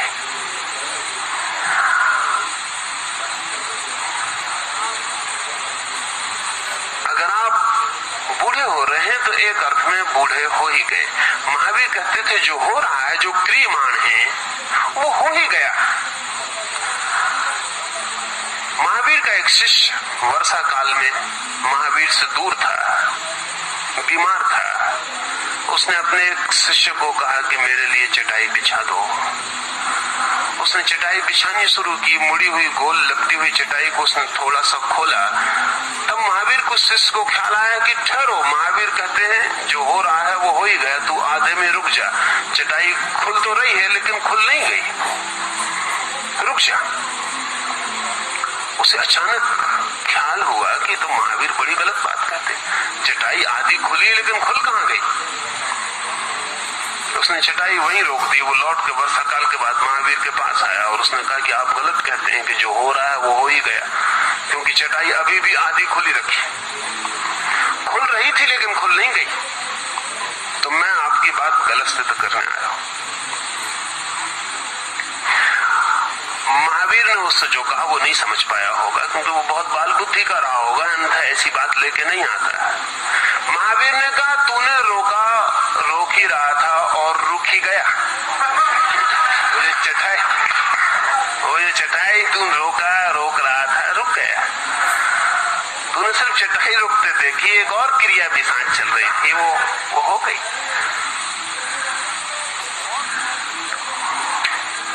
और फिर कब तक तेरी चटाई रुकी रहेगी? खुलनी शुरू हो गई है, खुल ही जाएगी। तू लौट के जा। वो जब लौट के गया तो देखा एक आदमी खोल के उस पर लेटा हो, विश्राम कर रहा था। इस आदमी ने सब गड़बड़ कर दिया, पूरा सिद्धांत ही खराब कर दिया। महावीर जब ये कहते थे कि जो हो रहा है वो हो ही गया, तो वो ये कहते थे जो हो रहा है वो तो वर्तमान है, जो हो ही गया वो भविष्य। कली खिल रही है, खिल ही गई, खिल ही जाएगी। वो फूल तो भविष्य में बनेगी, अभी तो खिल ही रही है, अभी तो कली ही है। लेकिन जब खिल ही रही है तो खिल जाएगी। उसका खिल जाना भी कहीं घटित हो गया। अब इसे हम जरा और तरह से देखें, थोड़ा कठिन पड़ेगा। हम सदा अतीत से देखते हैं, कली खिल रही है। हमारा जो चिंतन है आमतौर से वो पास्ट ओरिएंटेड है, वो अतीत से बंधा है। कहते कली खिल रही है, फूल की तरफ जा रही है, कली फूल बनेगी। लेकिन इससे उल्टा भी हो सकता है। ये ऐसा है जैसे मैं आपको पीछे से धक्का दे रहा हूं, आपको आगे सरका रहा हूं। ऐसा भी हो सकता है कोई आपको आगे से खींच रहा है। गति दोनों तरह हो सकती है। मैं आपको पीछे से धक्का दे रहा हूं, आप आगे जा रहे हैं। ऐसा भी हो सकता है कोई आपको आगे से खींच रहा है, पीछे से कोई धक्का नहीं दे रहा और आप आगे जा रहे हैं। ज्योतिष का मानना है कि ये अधूरी दृष्टि है कि अतीत धक्का दे रहा है और भविष्य हो रहा है। पूरी दृष्टि ये है कि अतीत धक्का दे रहा है और भविष्य खींच रहा है। कली फूल बन रही है, इतना ही नहीं, फूल कली को फूल बनने के लिए पुकार भी रहा है, खींच भी रहा है।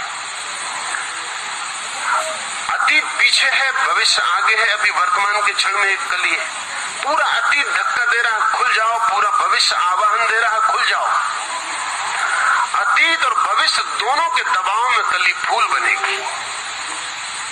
अगर कोई भविष्य न हो तो अतीत अकेला फूल न बना पाएगा, क्योंकि भविष्य में अवकाश चाहिए फूल बनने के लिए। भविष्य में जगह चाहिए, स्पेस चाहिए। भविष्य स्थान दे तो ही फूल कली फूल बन पाए। अगर कोई भविष्य न हो तो अतीत कितना ही सिर मारे, कितना ही धक्काए, मैं आपको पीछे से कितना ही धक्का दूं, लेकिन सामने एक दीवार हो तो मैं आपको आगे ना हटा पाऊंगा। आगे जगह चाहिए, मैं धक्का दूं और आगे की जगह आपको स्वीकार कर ले, आमंत्रण दे दे कि आ जाओ, अतिथि बना ले, तो ही मेरा धक्का सार्थक हो पाए। मेरे धक्के के लिए भविष्य में जगह चाहिए। अतीत काम करता है, भविष्य जगह देता है। ज्योतिष की दृष्टि यह है कि अतीत पर खड़ी हुई दृष्टि अधूरी है, आधी वैज्ञानिक है। भविष्य पूरे वक्त पुकार रहा है, पूरे वक्त खींच रहा है। हमें पता नहीं है, हमें दिखाई नहीं पड़ता है। ये हमारी आंख की कमजोरी है, हमारी दृष्टि की कमजोरी। हम दूर नहीं देख पाते, हमें कल कुछ भी दिखाई नहीं पड़ता। कृष्णमूर्ति की जन्म कुंडली देखें कभी तो हैरान होंगे। अगर एनी बिसेंट ने और लीडबीटर ने फिक्र की होती और कृष्णमूर्ति की जन्म कुंडली देख ली होती तो भूल के भी कृष्णमूर्ति के साथ मेहनत नहीं करनी चाहिए थी, क्योंकि जन्म कुंडली में साफ है बात कि कृष्णमूर्ति जिस संगठन से संबंधित होंगे उस संगठन को नष्ट करने वाले होंगे, जिस संस्था से संबंधित होंगे वो संस्था को विसर्जित करवा देंगे, जिस संगठन के सदस्य बनेंगे वो संगठन मर जाएगा। लेकिन एनी बिसेंट भी मानने को तैयार नहीं होती, कोई सोच भी नहीं सकता था, लेकिन हुआ यही।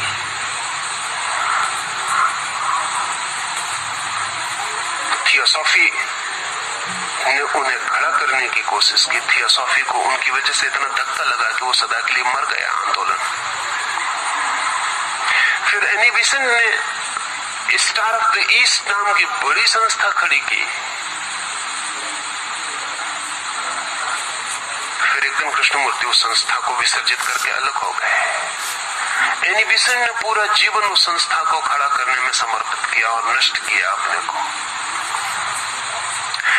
लेकिन उसमें कृष्णमूर्ति का भी कुछ बहुत हाथ नहीं है। वो जिन नक्षत्रों की छाया में पैदा हुए हैं वो नक्षत्रों की सीधी सूचना, तो किसी संस्था में भी डिस्ट्रक्टिव सिद्ध होंगे, किसी भी संस्था के भीतर वो विघटनकारी सिद्ध होंगे।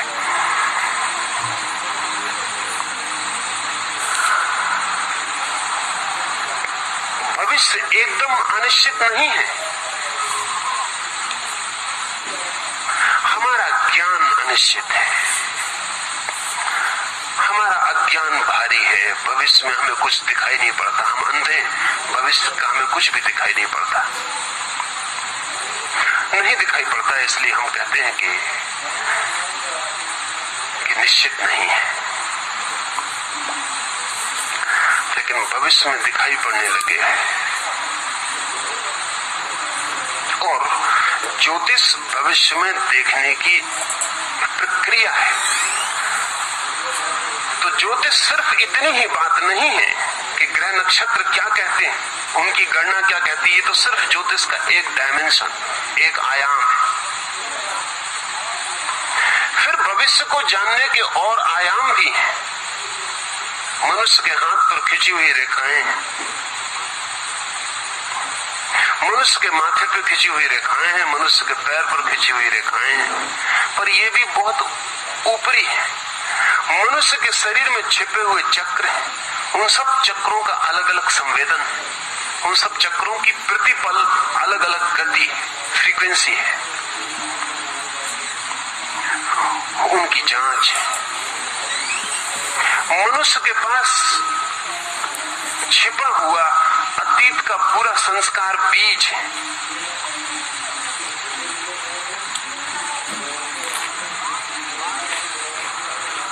रॉन हुबार्ड ने एक नया शब्द और एक नई खोज पश्चिम में शुरू की है, पूरब के लिए तो बहुत पुरानी है। वो खोज है टाइम ट्रैक।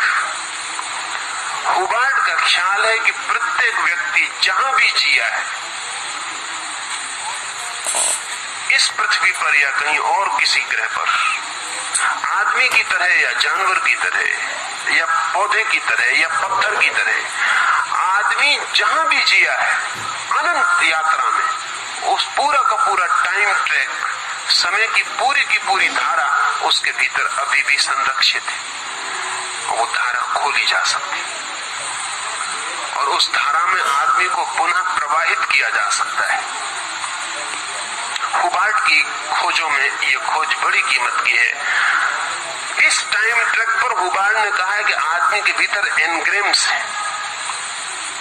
एक तो हमारे पास स्मृति है, जिसमें हम याद रखते हैं कि कल क्या हुआ, परसों क्या हुआ।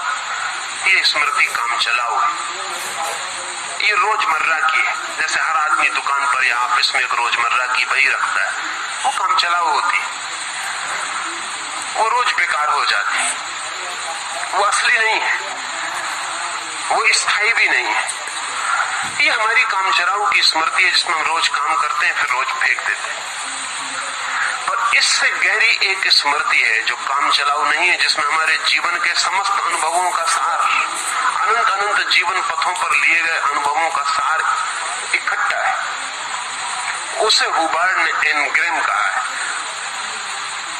वो हमारे भीतर एनग्रेम्ड हो गई है, वो भीतर गहरे में दबी हुई पड़ी पूरी की पूरी, जैसे कि टेप बंद आपके खीसे में पड़ा हो। उसे खोला जा सकता है, और जब उसे खोला जाता है तो महावीर उसको कहते थे जाति स्मरण, हुबार्ड कहता है टाइम ट्रैक, पीछे लौटना समय में। जब उसे खोला जाता है तो ऐसा नहीं होता कि आपको अनुभव हो कि आप रिमेंबर कर रहे हैं, ऐसा नहीं होता कि आप याद कर रहे हैं। You relive. जब वो खुलती है, जब टाइम ट्रैक खुलता है तो आपको ऐसा अनुभव नहीं होता कि मुझे याद आ रहा है ना, आप पुनः जीते हैं।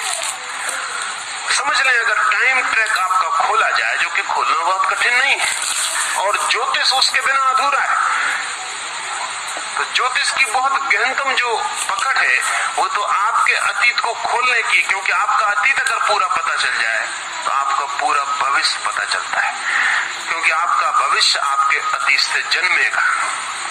आपके भविष्य को, आपके अतीत को जाने बिना नहीं जाना जा सकता, क्योंकि आपका भविष्य आपके अतीत का बेटा होने वाला, उसी से पैदा होगा। तो पहले तो आपके अतीत की पूरी स्मृति रेखा को खोलना पड़े। अगर आपकी स्मृति रेखा को खोल दिया जाए, जिसकी प्रक्रियाएं हैं और विधियां हैं, तो आप अगर समझ लें कि आपको याद आ रहा है कि आप 6 वर्ष के बच्चे हैं और आपके पिता ने चांटा मारा है, तो आपको ऐसा याद नहीं आएगा कि आपको याद आ रहा है कि आप 6 वर्ष के बच्चे हैं और पिता चांटा मार रहे हैं। You will relive it. आप इसको पुनः जिएंगे, और जब आप इसको जी रहे होंगे, अगर उस वक्त मैं आपको पूछूं कि तुम्हारा नाम, तो आप कहेंगे बबलू, आप नहीं कहेंगे पुरुषोत्तम दास। 6 वर्ष का बच्चा उत्तर देगा। आप रिलीव कर रहे हैं, उस वक्त आप स्मरण नहीं कर रहे हैं, पुरुषोत्तम दास स्मरण नहीं कर रहे हैं कि जब मैं 6 वर्ष का था ना, पुरुषोत्तम दास 6 वर्ष के हो गए, वो कहेंगे बबलू। उस वक्त वो जो जवाब देंगे वो 6 वर्ष का बच्चा बोलेगा। अगर आपको पिछले जन्म में ले जाया गया है और आप याद कर रहे हैं कि आप एक सिंह हैं, अगर आप उस वक्त आपको छेड़ दिया जाए तो आप बिल्कुल सिंह की तरह गर्जना कर पड़ेंगे, आप आदमी की तरह नहीं बोलेंगे। हो सकता है आप नखून पंजों से हमला बोलते हैं।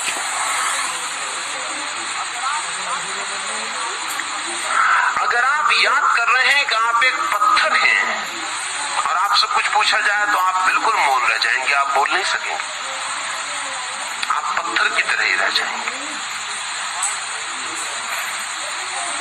हुबार्ड ने हजारों लोगों की सहायता की है।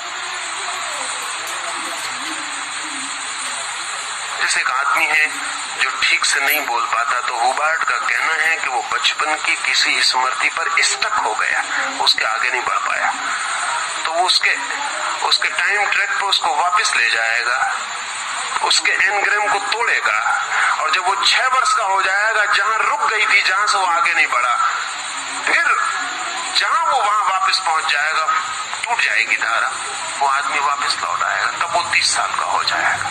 वो जो 20 साल का बीच में फासला था, 24 साल का, वो उसको पार कर लेगा। और हैरानी की बात है कि हजारों दवाइयां उस आदमी को बोलने में समर्थ नहीं बना पाई थी, लेकिन ये टाइम ट्रैक पर लौट के जाना और पुनः वापस लौट आना, वो आदमी बोलने में समर्थ हो जाए।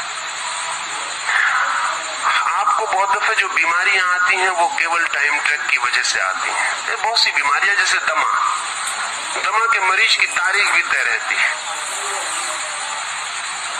हर साल ठीक वक्त पर, ठीक तारीख पर उसका दमा लौट आता है, और इसलिए दमा के लिए कोई चिकित्सा नहीं हो पाती, क्योंकि दमा असल में शरीर की बीमारी नहीं है, टाइम ट्रैक की बीमारी है। कहीं स्टक हो गई, कहीं मेमोरी अटक गई है, और जब फिर वही ही वो आदमी उस समय को स्मरण कर लेता है। 12 तारीख वर्षा का दिन, उसको 12 तारीख आई, वर्षा का दिन आया, वो तैयारी कर रहा, वो घबरा रहा क्या होने वाला है। आप हैरान होंगे कि इस बार उसको जो दमा होगा, ही इज रिलिविंग, वो दमा नहीं है, वो सिर्फ पिछले साल की 12 तारीख को रिलिव कर रहा है। मगर अब उसका आप इलाज करें।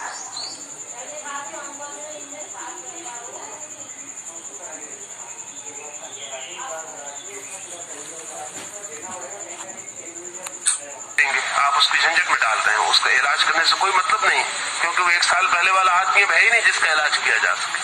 आप दवाएं बेकार खो रहे हैं, क्योंकि दवाएं उस आदमी में जा रही हैं जो अभी है, और बीमार वो आदमी जो 1 साल पहले था।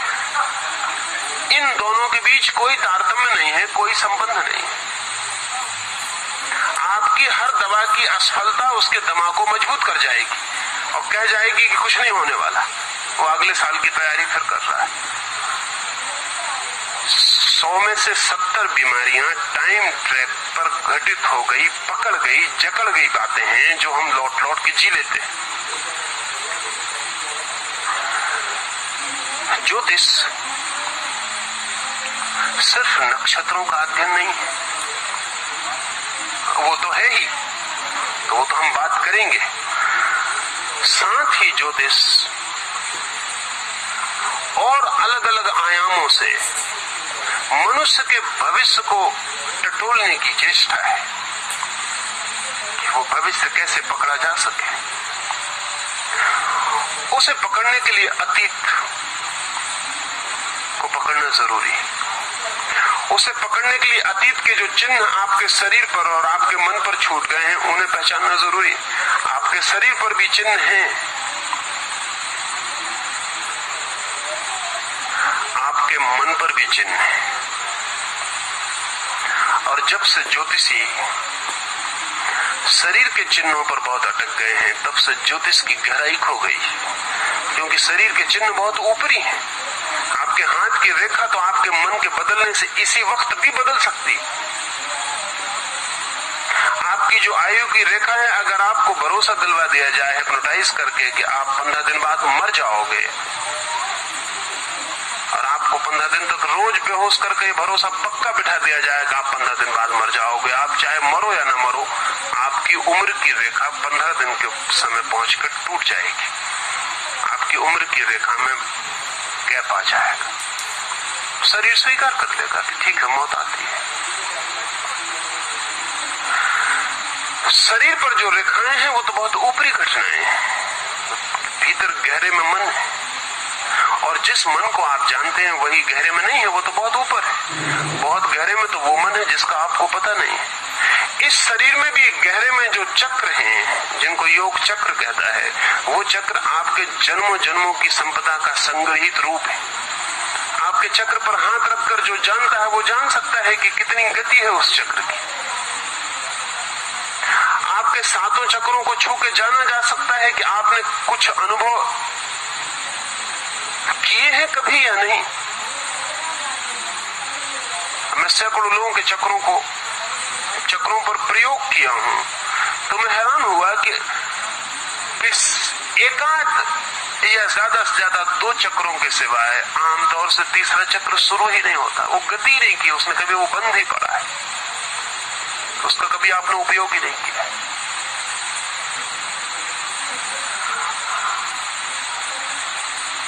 तो वो आपका अतीत है। उसे जान के अगर एक आदमी मेरे पास आए और मैं देखूं कि उसके 7 चक्र चल रहे हैं, तो उससे कहा जा सकता है कि तुम्हारा अंतिम जीवन है, अगला जीवन नहीं होगा। क्योंकि 7 चक्र चल गए हों तो अगले जीवन का कोई उपाय नहीं, इस जीवन में निर्वाण हो जाएगा, मुक्ति हो जाएगी। महावीर के पास कोई आता तो वो फिक्र करते इस बात की कि उस आदमी के कितने चक्र चल रहे हैं, उसके साथ कितनी मेहनत करनी उचित है, क्या हो सकेगा उसके साथ, मेहनत करने का कोई परिणाम होगा या नहीं होगा, या कब हो पाएगा, या कितने जन्म लगेंगे। भविष्य को टटोलने की चेष्टा है ज्योतिष, अनेक अनेक मार्गों से। उसमें एक मार्ग जो सर्वाधिक प्रचलित हुआ वो ग्रह नक्षत्रों का प्रभाव मनुष्य के ऊपर। उसके लिए वैज्ञानिक आधार रोज रोज मिलते चले जाते हैं। इतना तय हो गया है कि जीवन प्रभावित है और जीवन अप्रभावित नहीं हो सकता है। दूसरी बात ही कठिनाई की रह गई, क्या व्यक्तिगत रूप से एक एक इंडिविजुअल प्रभावित है? ये जरा चिंता वैज्ञानिकों को लगती है कि एक एक व्यक्ति 3 अरब, 3.5 अरब, 4 अरब आदमी है जमीन पर, क्या एक एक आदमी अलग अलग ढंग से 50 साल में, लेकिन उनको कहना चाहिए ये इतनी परेशानी की बात क्या है? अगर प्रकृति एक एक आदमी को अलग अलग ढंग का अंगूठा दे सकती है इंडिविजुअल, 4 अरब जनसंख्या और रिपीट नहीं करती, 8 अरब जनसंख्या, इतनी बारीकी से हिसाब रख सकती है प्रकृति के एक एक आदमी को जो अंगूठा देती है वो इंडिविजुअल, कि उसकी छाप किसी दूसरे आदमी की छाप फिर कभी नहीं होती, अभी नहीं कभी नहीं होती। जमीन पर अरबों आदमी रहे और अरबों आदमी रहेंगे, लेकिन मेरे अंगूठे की जो छाप है वो दोबारा फिर नहीं होगी। आप हैरान होंगे कि मैंने एक अंडे के 2 जुड़वा बच्चों की बात कही, उनके भी दोनों अंगूठे एक नहीं होते, उनके भी दोनों अंगूठों की छाप अलग होती है। अगर प्रकृति एक एक आदमी को इतना व्यक्तित्व दे पाती है कि अंगूठे जैसी बेकार चीज को, हम सबको जो बेकार ही है, कुछ खास प्रयोजन का नहीं मालूम पड़ता, उसको इतनी विशिष्टता दे पाती है, तो एक एक व्यक्ति को आत्मा और जीवन विशिष्ट न दे पाए, कोई कारण नहीं मालूम होता। पर विज्ञान बहुत धीमी गति से चलता है और ठीक है, वैज्ञानिक होने के लिए उतनी धीमी गति ठीक है। जब तक तथ्य पूरी तरह सिद्ध न हो जाए तब तक इंच भी आगे सरकना उचित नहीं है। प्रोफेट्स, पैगंबर तो छलांगे भर लेते हैं, वो हजारों लाखों साल बाद जो तय होगी उसको कह देते हैं। विज्ञान तो एक एक इंच सरकता है। अब प्राइमरी स्कूल के बच्चे के दिमाग में जो बात आ सके वही बात, वो बात नहीं जो कि प्रोफेट्स और विजनरीज, सपने देखने वाले लोग जो दूर दूर की चीजें देख लेते हैं, उनकी समझ में आ सके उतनी बात नहीं, उससे विज्ञान का उतना प्रयोजन नहीं है। ज्योतिष मूलतः चूंकि भविष्य की तलाश है और विज्ञान चूंकि मूलतः अतीत की तलाश है, विज्ञान इसी बात की खोज है कि कॉज क्या है, कारण क्या है, और ज्योतिष इसी बात की खोज है कि इफेक्ट क्या होगा, परिणाम क्या होगा। इन दोनों के बीच बड़ा भेद है, लेकिन फिर भी विज्ञान को रोज रोज अनुभव होता है और कुछ बातें जो अनहोनी लगती थी कभी सही नहीं हो सकती, वो सही होती हुई मालूम पड़ती। जैसा मैंने पीछे आपको कहा, अब वैज्ञानिक इसको स्वीकार कर लिए हैं कि प्रत्येक व्यक्ति अपने जन्म के साथ बिल्ट इन अपना व्यक्तित्व लेके पैदा होता है। इसको पहले वो नहीं मानने को राजी थे। ज्योतिष इसे सदा से कहता रहा है। एक बीज है, आम का बीज है। आम के बीज के भीतर किसी न किसी रूप में जब हम आम के बीज को बो देंगे तो जो वृक्ष पैदा होता है उसकी बिल्ट इन प्रोग्राम होना चाहिए, उसका ब्लूप्रिंट होना चाहिए। नहीं तो ये आम का बीज बेचारा न कोई विशेषज्ञों की सलाह लेता है, न किसी यूनिवर्सिटी में शिक्षा पाता है, ये आम के वृक्ष को कैसे पैदा कर लेता है? फिर इसमें वैसे ही पत्ते लग जाते हैं, फिर इसमें वैसे ही आम लग जाते हैं। इस बीज की गुठली के भीतर छिपा हुआ कोई पूरा का पूरा प्रोग्राम चाहिए, नहीं तो बिना प्रोग्राम के ये बीज क्या कर पाएगा। इसके भीतर सब मौजूद चाहिए। जो भी वृक्ष में होगा वो कहीं ना कहीं छिपा ही होना चाहिए। हमें दिखाई नहीं पड़ता, काट पीट के हम देख लेते हैं, कहीं दिखाई नहीं पड़ता, लेकिन होना तो चाहिए ही, अन्यथा आम के बीज से फिर नीम निकल सकती थी। भूल चूक हो जाती, लेकिन कभी भूल होती नहीं दिखाई पड़ती, वो आम ही निकल आता है। सब रिपीट हो जाता है, फिर वही पुनरुक्त कर जाता है। इस छोटे से बीज में अगर सारी की सारी सूचनाएं छिपी हुई नहीं है कि इस बीज को क्या करना है, कैसे अंकुरित होना है, कैसे पत्ते, कैसी शाखाएं, कितना बड़ा वृक्ष, कितनी उम्र का वृक्ष, कितना ऊंचा उठेगा, ये सब इसमें छिपा होना चाहिए। कितने फल लगेंगे, कितने मीठे होंगे, पकेंगे कि नहीं पकेंगे, ये सब इसके भीतर छिपा होना चाहिए। अगर आम के बीज के भीतर ये सब छिपा है, तो आप जब मां के पेट में आते हैं तो आपके बीज में सब छिपा नहीं होगा। अब वैज्ञानिक स्वीकार करते हैं कि आंख का रंग छिपा होगा, बाल का रंग छिपा होगा, शरीर की ऊंचाई छिपी होगी, स्वास्थ्य अस्वास्थ्य की संभावनाएं छिपी होंगी, बुद्धि का अंक छिपा होगा, क्योंकि इसके सिवा कोई उपाय नहीं है कि आप विकसित कैसे होंगे। आपके पास प्रोग्राम चाहिए। कोई हड्डी कैसे हाथ बन जाएगी, कोई हड्डी कैसे पैर बन जाएगी, चमड़ी का एक हिस्सा आंख बन जाएगा, एक कान बन जाएगा, एक हड्डी सुनने लगेगी, एक हड्डी देखने लगेगी, ये सब कैसे होगा? वैज्ञानिक पहले कहते थे सब संयोग है, लेकिन संयोग शब्द बहुत अवैज्ञानिक मालूम पड़ता है। संयोग का मतलब चांस। तो फिर कभी पैर देखने लगे और कभी हाथ सुनने लगे, पर इतना संयोग नहीं मालूम पड़ता है, इतना व्यवस्थित मालूम पड़ता है। ज्योतिष ज्यादा वैज्ञानिक बात कहता है। ज्योतिष कहता है कि सब बीज को उपलब्ध है। हम अगर बीज को पढ़ पाए, अगर हम डिकोड कर पाए, अगर हम बीज से पूछ सकें कि तेरे इरादे क्या हैं, तो हम आदमी के बाबत घोषणाएं कर सकते हैं। वृक्षों के बाबत तो वैज्ञानिक घोषणा करने लगे। 20 साल में आदमी के बाबत बहुत सी घोषणाएं वे करने लगेंगे। और अब तक हम सब समझते रहे कि सुपरस्टिटियस है ज्योतिष। अगर घोषणा विज्ञान करेगा तो वो ज्योतिष हो जाएगा। विज्ञान घोषणा करने लगेगा। बहुत पुराने ज्योतिषी,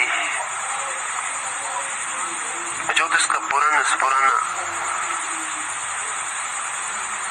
इजिप्शियन एक ग्रंथ है जिसको पाइथागोरस ने पढ़ के और यूनान में ज्योतिष को पहुंचाया। वो ग्रंथ कहता है काश हम सब जान सकें, तो भविष्य बिल्कुल नहीं। चूंकि हम सब नहीं जानते, कुछ ही जानते, इसलिए जो हम नहीं जानते वो भविष्य बन जाता है। हमें कहना पड़ता है शायद ऐसा हो, क्योंकि बहुत कुछ है जो अनजाना है। अगर सब जाना हुआ हो तो हम कह सकते हैं ऐसा ही होगा, फिर इसमें रत्ती भर फर्क नहीं होगा। आदमी के बीच में भी अगर सब छिपा है, आज मैं जो बोल रहा हूं किसी न किसी रूप में मेरे बीच में ये संभावना होनी चाहिए थी, अन्यथा मैं ये कैसे बोलता। अगर किसी दिन ये संभावना हो सकी और हम आदमी के बीज को देख सकें, तो मेरे बीज को देखकर मैं क्या बोल सकूंगा जीवन में, उसकी घोषणा की जा सकती थी। क्या हो सकूंगा, क्या नहीं हो सकूंगा, क्या बनूंगा, क्या नहीं बनूंगा, क्या घटित होगा, उस सब की सूचना हो सकती थी। कोई आश्चर्य नहीं है कि हम आज नहीं कल आदमी के बीज में झांकने में समर्थ हो जाए। जन्म कुंडली या हॉरोस्कोप उसका ही टटोलना है। हजारों वर्ष से हमारी कोशिश यही है कि जो बच्चा पैदा हो रहा है वो क्या हो सकेगा। हमें कुछ तो अंदाज मिल जाए तो शायद हम उसे सुविधा दे पाएं, शायद हम उससे आशाएं बांध पाएं। जो होने वाला है उसके साथ हम राजी हो जाएं।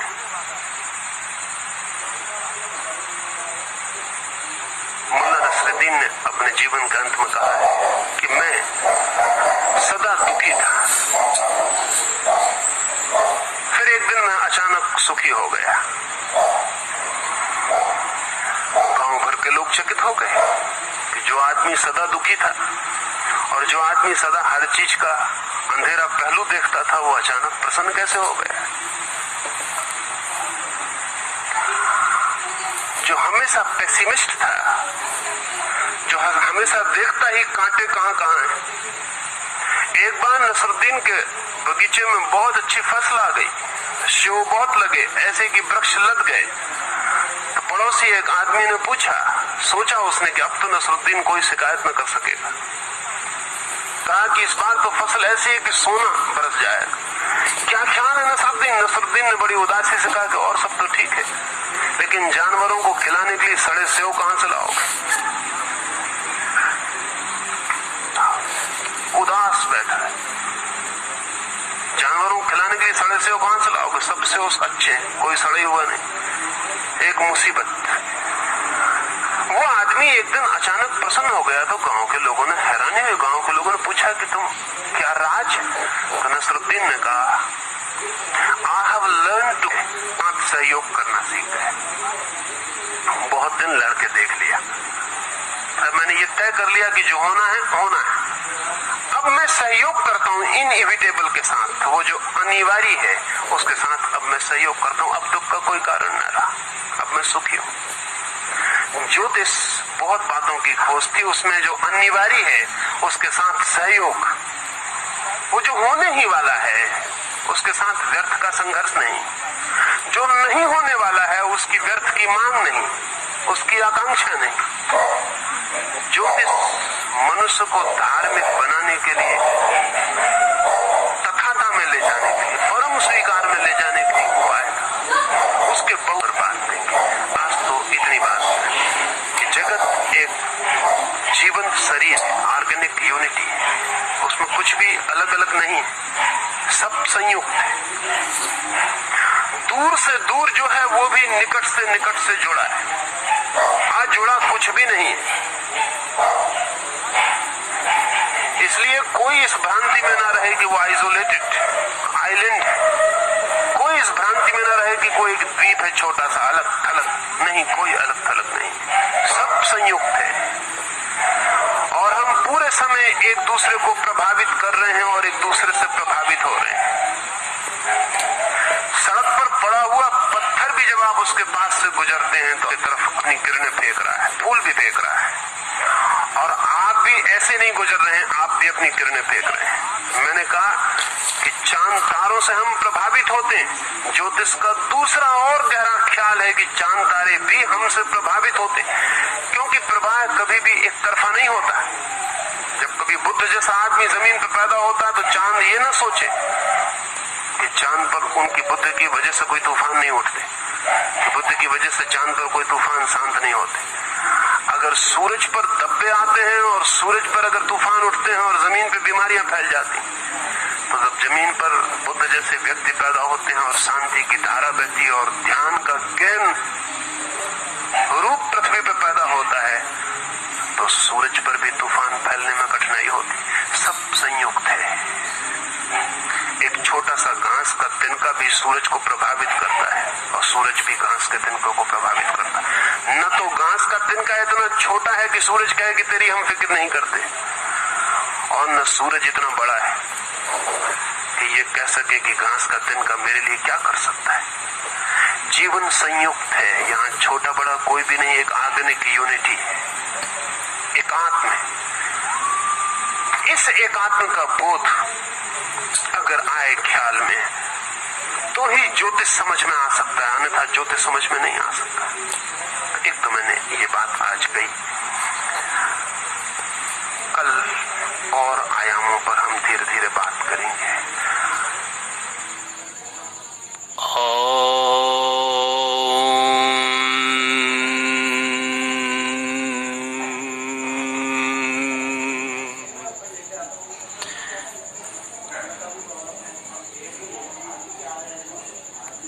ज्योतिष अद्वैत का विज्ञान को हमने आचार्य रजनीश सदगुरु ओशो के श्री मुख से सुनने का हमने प्रयास किया, जो सवाल आज से 50 वर्ष पूर्व वुडलैंड बम्बई, जिसे मुंबई कहते हैं, वहां पर शिष्यों ने प्रश्न आचार्य जी से पूछा था। और सदगुरु वही है, उसे ही कहेंगे जो सवालों को ले, जो थोते वचनों को, उधार बातों को, ग्रंथों को पर चर्चा न करे, बल्कि ऐसे जो शिष्यों के द्वारा सवाल, जो उनके जीवन में जो क्वेश्चन, जो प्रश्न हो, उन सवालों के जवाब सदगुरु से पूछे और सदगुरु उनका सवालों का जवाब दे, वो सदगुरु। तो ओशो का मतलब होता है सागर से एक हो जाने का अनुभव करने वाला। ओशो शब्द अर्थात अनुभव, अर्थात एक्सपीरियंस। और अनुभव कहां से आता है? अनुभूति धन समझ। और समझ कहां से आता है? सत्संग से। और सत्संग क्या है? हमारी कॉन्शियसनेस का, चेतना का ऐसा बहाना, ऐसा तरीका, ऐसे साधन, ऐसा शिक्षा कहें, ऐसा बहाना कहें, जहां से हमें क्या हो, हमारी चेतना का विकास हो। अब विकास भी कैसे होना है? कॉन्शियसनेस, जो हमारा मन है, आगे सुपर कॉन्शियसनेस, आगे फिर हमें कलेक्टिव, आगे हमें कॉस्मिक कॉन्शियसनेस तक हमें प्रवेश करना है। अर्थात कहने का मतलब है, पहले हमें मन हम हैं, चैतन्य हम हैं, उसके बाद धर्म, अर्थात धर्म को हम सुपर कॉन्शियसनेस कहते हैं, दर्शन जो है कलेक्टिव कॉन्शियसनेस है, और योग जो है वो कॉस्मिक कॉन्शियसनेस है। तो यही चेतना हमारी, चेतना, अतिचेतन, चेतन, अतिचेतन, समष्टि चेतन और ब्रह्म चेतन। अहम ब्रह्मास्मि, ब्रह्म, अनहलक, तत्त्वमसि, ऐसा वही है। तो जब हम योग में स्थित होंगे तो उसके बाद ध्यान करेंगे, इसलिए ध्यान योग कहा। और योग के में जब हम योग से, और जब हम ध्यान योग में होते हैं, तब जाके दर्शन का जन्म होता है। तो ज्योतिष क्या एक दर्शन है, एक फिलोसफी है। इसमें हमने कहा कि 5 से 50 वर्ष पूर्व वुडलैंड मुंबई में हुआ था। तो उस दिन तिथि कितनी थी? 1971 जो सन है, उसके 7वें महीने की, अर्थात जुलाई महीने की 9वें दिन में, 9वां दिन चल रहा था, तब ये प्रश्न पूछा गया है। अर्थात 7 जुलाई का महीना जब आएगा तो 50 वर्ष पूर्ण हो जाएंगे। तो इस बात को भी 50 साल हो चुके हैं, ये हमें समझना चाहिए। इतना अंतराल आ चुका है, इस अंतराल को हमें क्या करना है? कम करना है। और आने वाले 7-14 वर्षों में हमें क्या करना है? ज्योतिष को अब विश्वविद्यालय में स्थापित कर देना है, पूरा विकसित में कर देना है। पूरा ज्योतिष की जो हमारी दृष्टि है उसको जन जन तक, स्नातक जो स्टूडेंट विद्यार्थी है उस तक पहुंचा देना है, स्नातकोत्तर जो विद्यार्थी है ज्योतिष का, उसको उसकी पूरी विज्ञान को हमें पहुंचा देना है। अब ज्यादा समय हमें व्यतीत नहीं करना, ये हमें ख्याल रहे। तो आज की तिथि जो हम यहाँ पर श्रवण करने का प्रयास 2021 के मई महीने के 22वीं तिथि को हम श्रवण करने का प्रयास कर रहे हैं, जो अब मई है। जून जुलाई 2 महीने हो जाते हैं तो उसका 50 वर्ष पूर्ण हो जाएंगे। तो इसका जो शीर्षक था वो था ज्योतिष अर्थात अद्वैत का विज्ञान। हम कोई भी अलग थलग नहीं, ये अंतिम वाक्य हमने आचार्य श्री के वचन से हमने सुना, उनकी वाणी से हमने सुना, श्रुति करने का प्रयास हमने किया। और उसमें आचार्य श्री ने कहा था कि जब वो 1971 की बात कर रहे थे, उस समय क्या था? ब्रह्मा जो वहां पर जो पृथ्वी वसुधा में जो थे, जो पॉपुलेशन जो था, जो जनसंख्या थी, वो क्या था? 4 अरब जनसंख्या थी। और ठीक ये आज 50 वर्ष में क्या है? जनसंख्या क्या हो चुकी? ठीक दुगुनी हो चुकी है। आज 8 अरब जनसंख्या है इस वसुधा में। 8 अरब क्या है? लोग हैं अभी वसुधा में। तो क्या हो रहा है? ये ब्रह्मांड। और ब्रह्मांड क्या है? 2 शब्दों से मिलकर बना है, इसका मतलब होता है ब्रह्मधन अंड। और यहाँ पर अकौशवाणी दीर्घ पाणिनि को याद करना पड़ेगा, तो दीर्घ संधि यहाँ पर हो रही है। औधन औ से आ बना तो ब्रह्मांड बन गया। और ब्रह्म का मतलब होता है फैलना, और अंड मतलब जो अंड फैल रहा है। तो ऐसे ही वसुधा में क्या है? जनसंख्या क्या हो रही? बढ़ रही है। इसे हम देख सकते हैं, ये परिणाम से हिसाब हम लगा सकते हैं। कोई भी हिसाब हमें परिणाम से लगाना चाहिए। जो रिजल्ट आता है, जैसे हमारे इम्तिहान होते हैं, परीक्षा होती है, तो हम रिजल्ट से हिसाब करते हैं। हमने कितनी पढ़ाई की, कितना हमने मेहनत किया, कितना हमने हार्ड वर्क किया, वो हमें परिणाम से पता चलता है। तो ऐसी परिणाम यहाँ पर चल रहा है कि जनसंख्या जो बढ़ी वो ही है कि ब्रह्मांड क्या है? फैल रहा है। और विज्ञान कहता है, ये साइंस से कहता है कि ब्रह्मांड क्या है? फैल रहा है, क्योंकि ब्रह्म का मतलब होता है फैलना। और खाने को भी ब्रह्म का। और अहम ब्रह्मास्मि। फिर हमारा जब छठा दर्शन जब करते हैं, आगे युगस्थ हो जाते हैं, तो हम थर्ड लाइफ में हम क्या करते हैं? अहम ब्रह्मास्मि, हम ही ब्रह्म है, हम ही हैं। इसलिए फिर हम कोई पत्थर अगर में हो तो पत्थर से भी हमें प्रेम हो जाता है, श्रद्धा हो जाती है। और अगर फिर कोई भी मित्र हो या पशु पक्षी कुछ भी हो, सबसे प्रेम हो जाता है। और प्रेम की जैसे अनुभूति वही योग में, वही आगे दर्शन धर्म दर्शन योग में हमने बात किया था। अस्तु में 7 चक्र हैं, वो तो बात हम करेंगे। उसी को हमने समझने के लिए प्रयास हमने किया कि पहले मन जो है, मन को हमने मनु माँ कहा।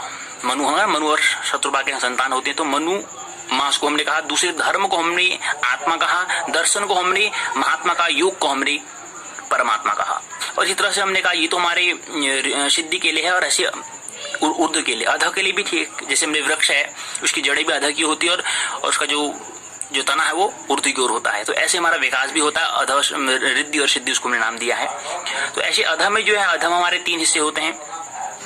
उसको मन से हमने वैसे ही बात किया कि जैसे दुरात्मा, प्रेतात्मा और जड़ात्मा। तो ये हमने इसको कहने का प्रयास किया। चेतन अचेतन, तो ये समष्टि रिद्धि है और ये सिद्धि है। ये बाहर के आवरण है। तो ये बात हमें समझनी कि ब्रह्मांड का मतलब फैलना, तो इसलिए इसका नया शीर्षक हो जाएगा और फिर मनोविज्ञान। ज्योतिष अद्वैत का विज्ञान, 2 नहीं एक ही है। इसलिए अगर कोई वृक्ष जो है, उसका फिर योग, पशु पक्षी है, उस पर हमें क्या करनी, करुणा आनी चाहिए। तो करुणा कहाँ से आएगी? जब हमने अनुभव किया होगा। और अनुभव तब पूर्ण होता है, एक्सपीरियंस तब पूर्ण होता है जब हमने फीलिंग किया हो। और फीलिंग कहाँ से आती है? जब हमने प्रेम किया हो। तो प्रेम क्या है? परमात्मा की व्यवस्था है। और प्रेम से आगे विवाह निकलता है, विवाह से प्रेम नहीं निकलता। ये भी हमें ख्याल रहना चाहिए। और ज्योतिष को समझने के लिए विवाह को समझना ही पड़ेगा, क्योंकि हम वहीं से गृहस्थ आश्रम से हमारा क्या होता है, उसके बाद विवाह होने के बाद, उसके बाद फिर हमारा आगे गृहस्थ आश्रम में से हम वहां से आते हैं, वक्त पता है। तो इसलिए हमें समझना है, अनुभव लेना है। और अनुभव अभी हमने यहाँ पर श्रवण करने का प्रयास किया कि 7 शरीर 7 चक्र होते हैं। पहला शरीर स्थूल, दूसरा शरीर भाव शरीर, तीसरा सूक्ष्म शरीर जिसको हम जीवात्मा कहें। इसी जीवात्मा ही में है कि हमारे 5 शरीर जाते हैं। तो इसलिए हमारा स्थूल शरीर जो यहीं गिर जाता है, ये हमें ख्याल रहना चाहिए। दूसरा भाव शरीर, भाव का मतलब होता है बादल। भाव को हम अपने हम कभी देख सकते हैं, जब हमें कमजोरी से फीलिंग जैसी होती है तो हम उसमें हिसाब लगा सकते हैं। हमारा शरीर का शुक्र, तो हमारा वही दिखाता है कि जब हम प्रेम जब करते हैं तो हम फैल जाते हैं पूरा अपराध। भाव का मतलब वही होता है। और जब क्रोधी या कुछ होता है तो हमारा शरीर सिकुड़ जाता है। तो सिकुड़ना, संकुचन और फैलना, ये प्रेम, ये भाव शरीर है। पहला स्थूल, दूसरा भाव, तीसरा सूक्ष्म को हम को जीवात्मा कहते हैं। इस जीवात्मा ही में आत्मा है, इसी में महात्मा है, इसी में परमात्मा है।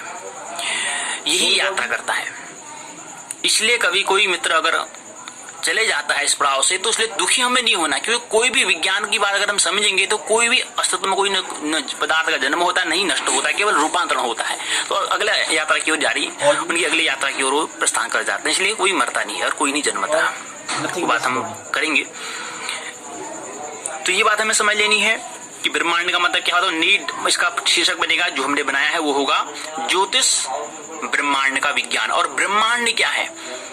ब्रह्मांड को हम इतने छोटे से मस्तिष्क से, इतने छोटे ब्रेन से नहीं समझ पाएंगे, क्योंकि हमारा जो मस्तिष्क है 3/3 से हम केवल 1/3 उपयोग हम करते हैं। केवल 1/3 हम उपयोग कर पाते हैं। बड़े बड़े वैज्ञानिक जो हैं, जैसे अल्बर्ट आइंस्टाइन जो हैं, बड़े बड़े जो वैज्ञानिक हैं, तो ऐसे वैज्ञानिक भी क्या है, मस्तिष्क का जो उपयोग केवल 1/3 कर पाते हैं उपयोग।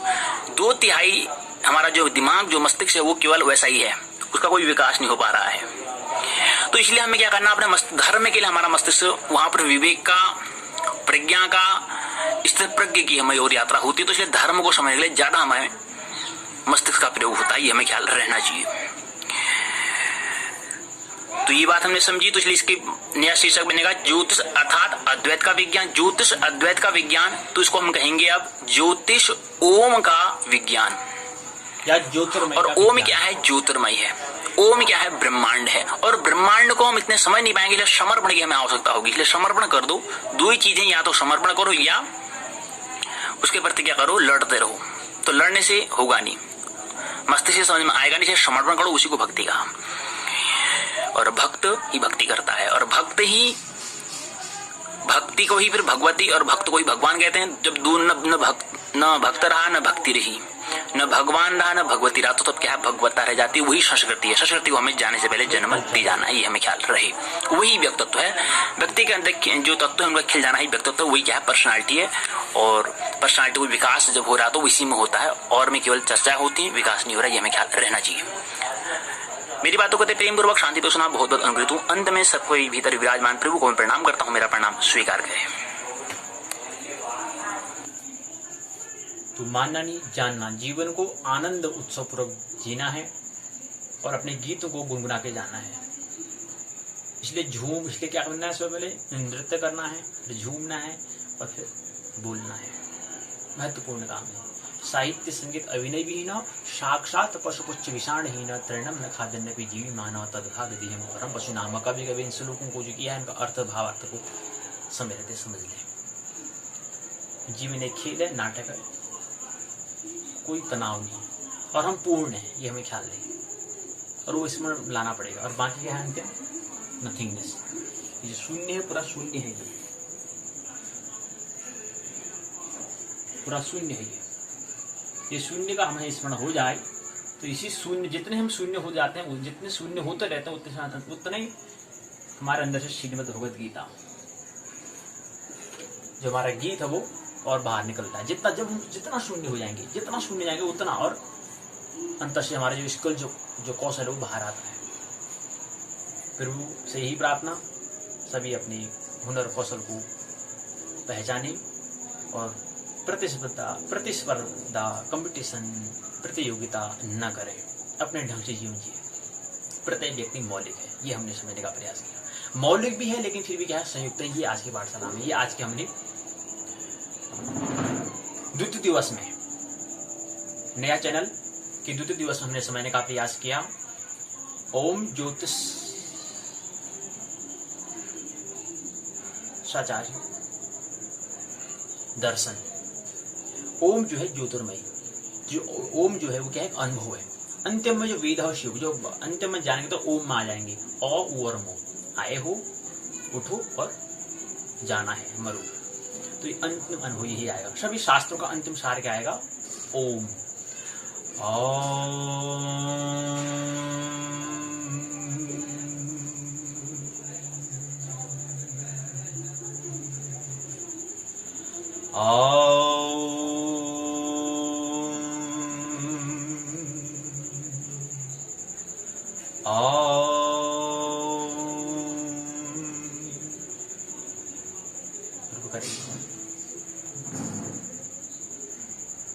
यही प्रार्थना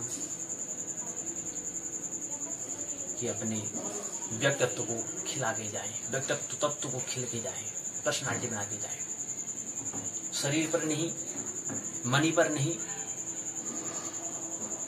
और कपड़ों पर ही नहीं। कपड़ों पर जो अटक गया है शूद्र, शरीर पर जो अटक गया है वो वैश्य, मन पर जो अटक गया वो क्षत्रिय, और जो आत्मा को समझने का प्रयास कर रहा है वही ब्राह्मण है, वही द्विज है।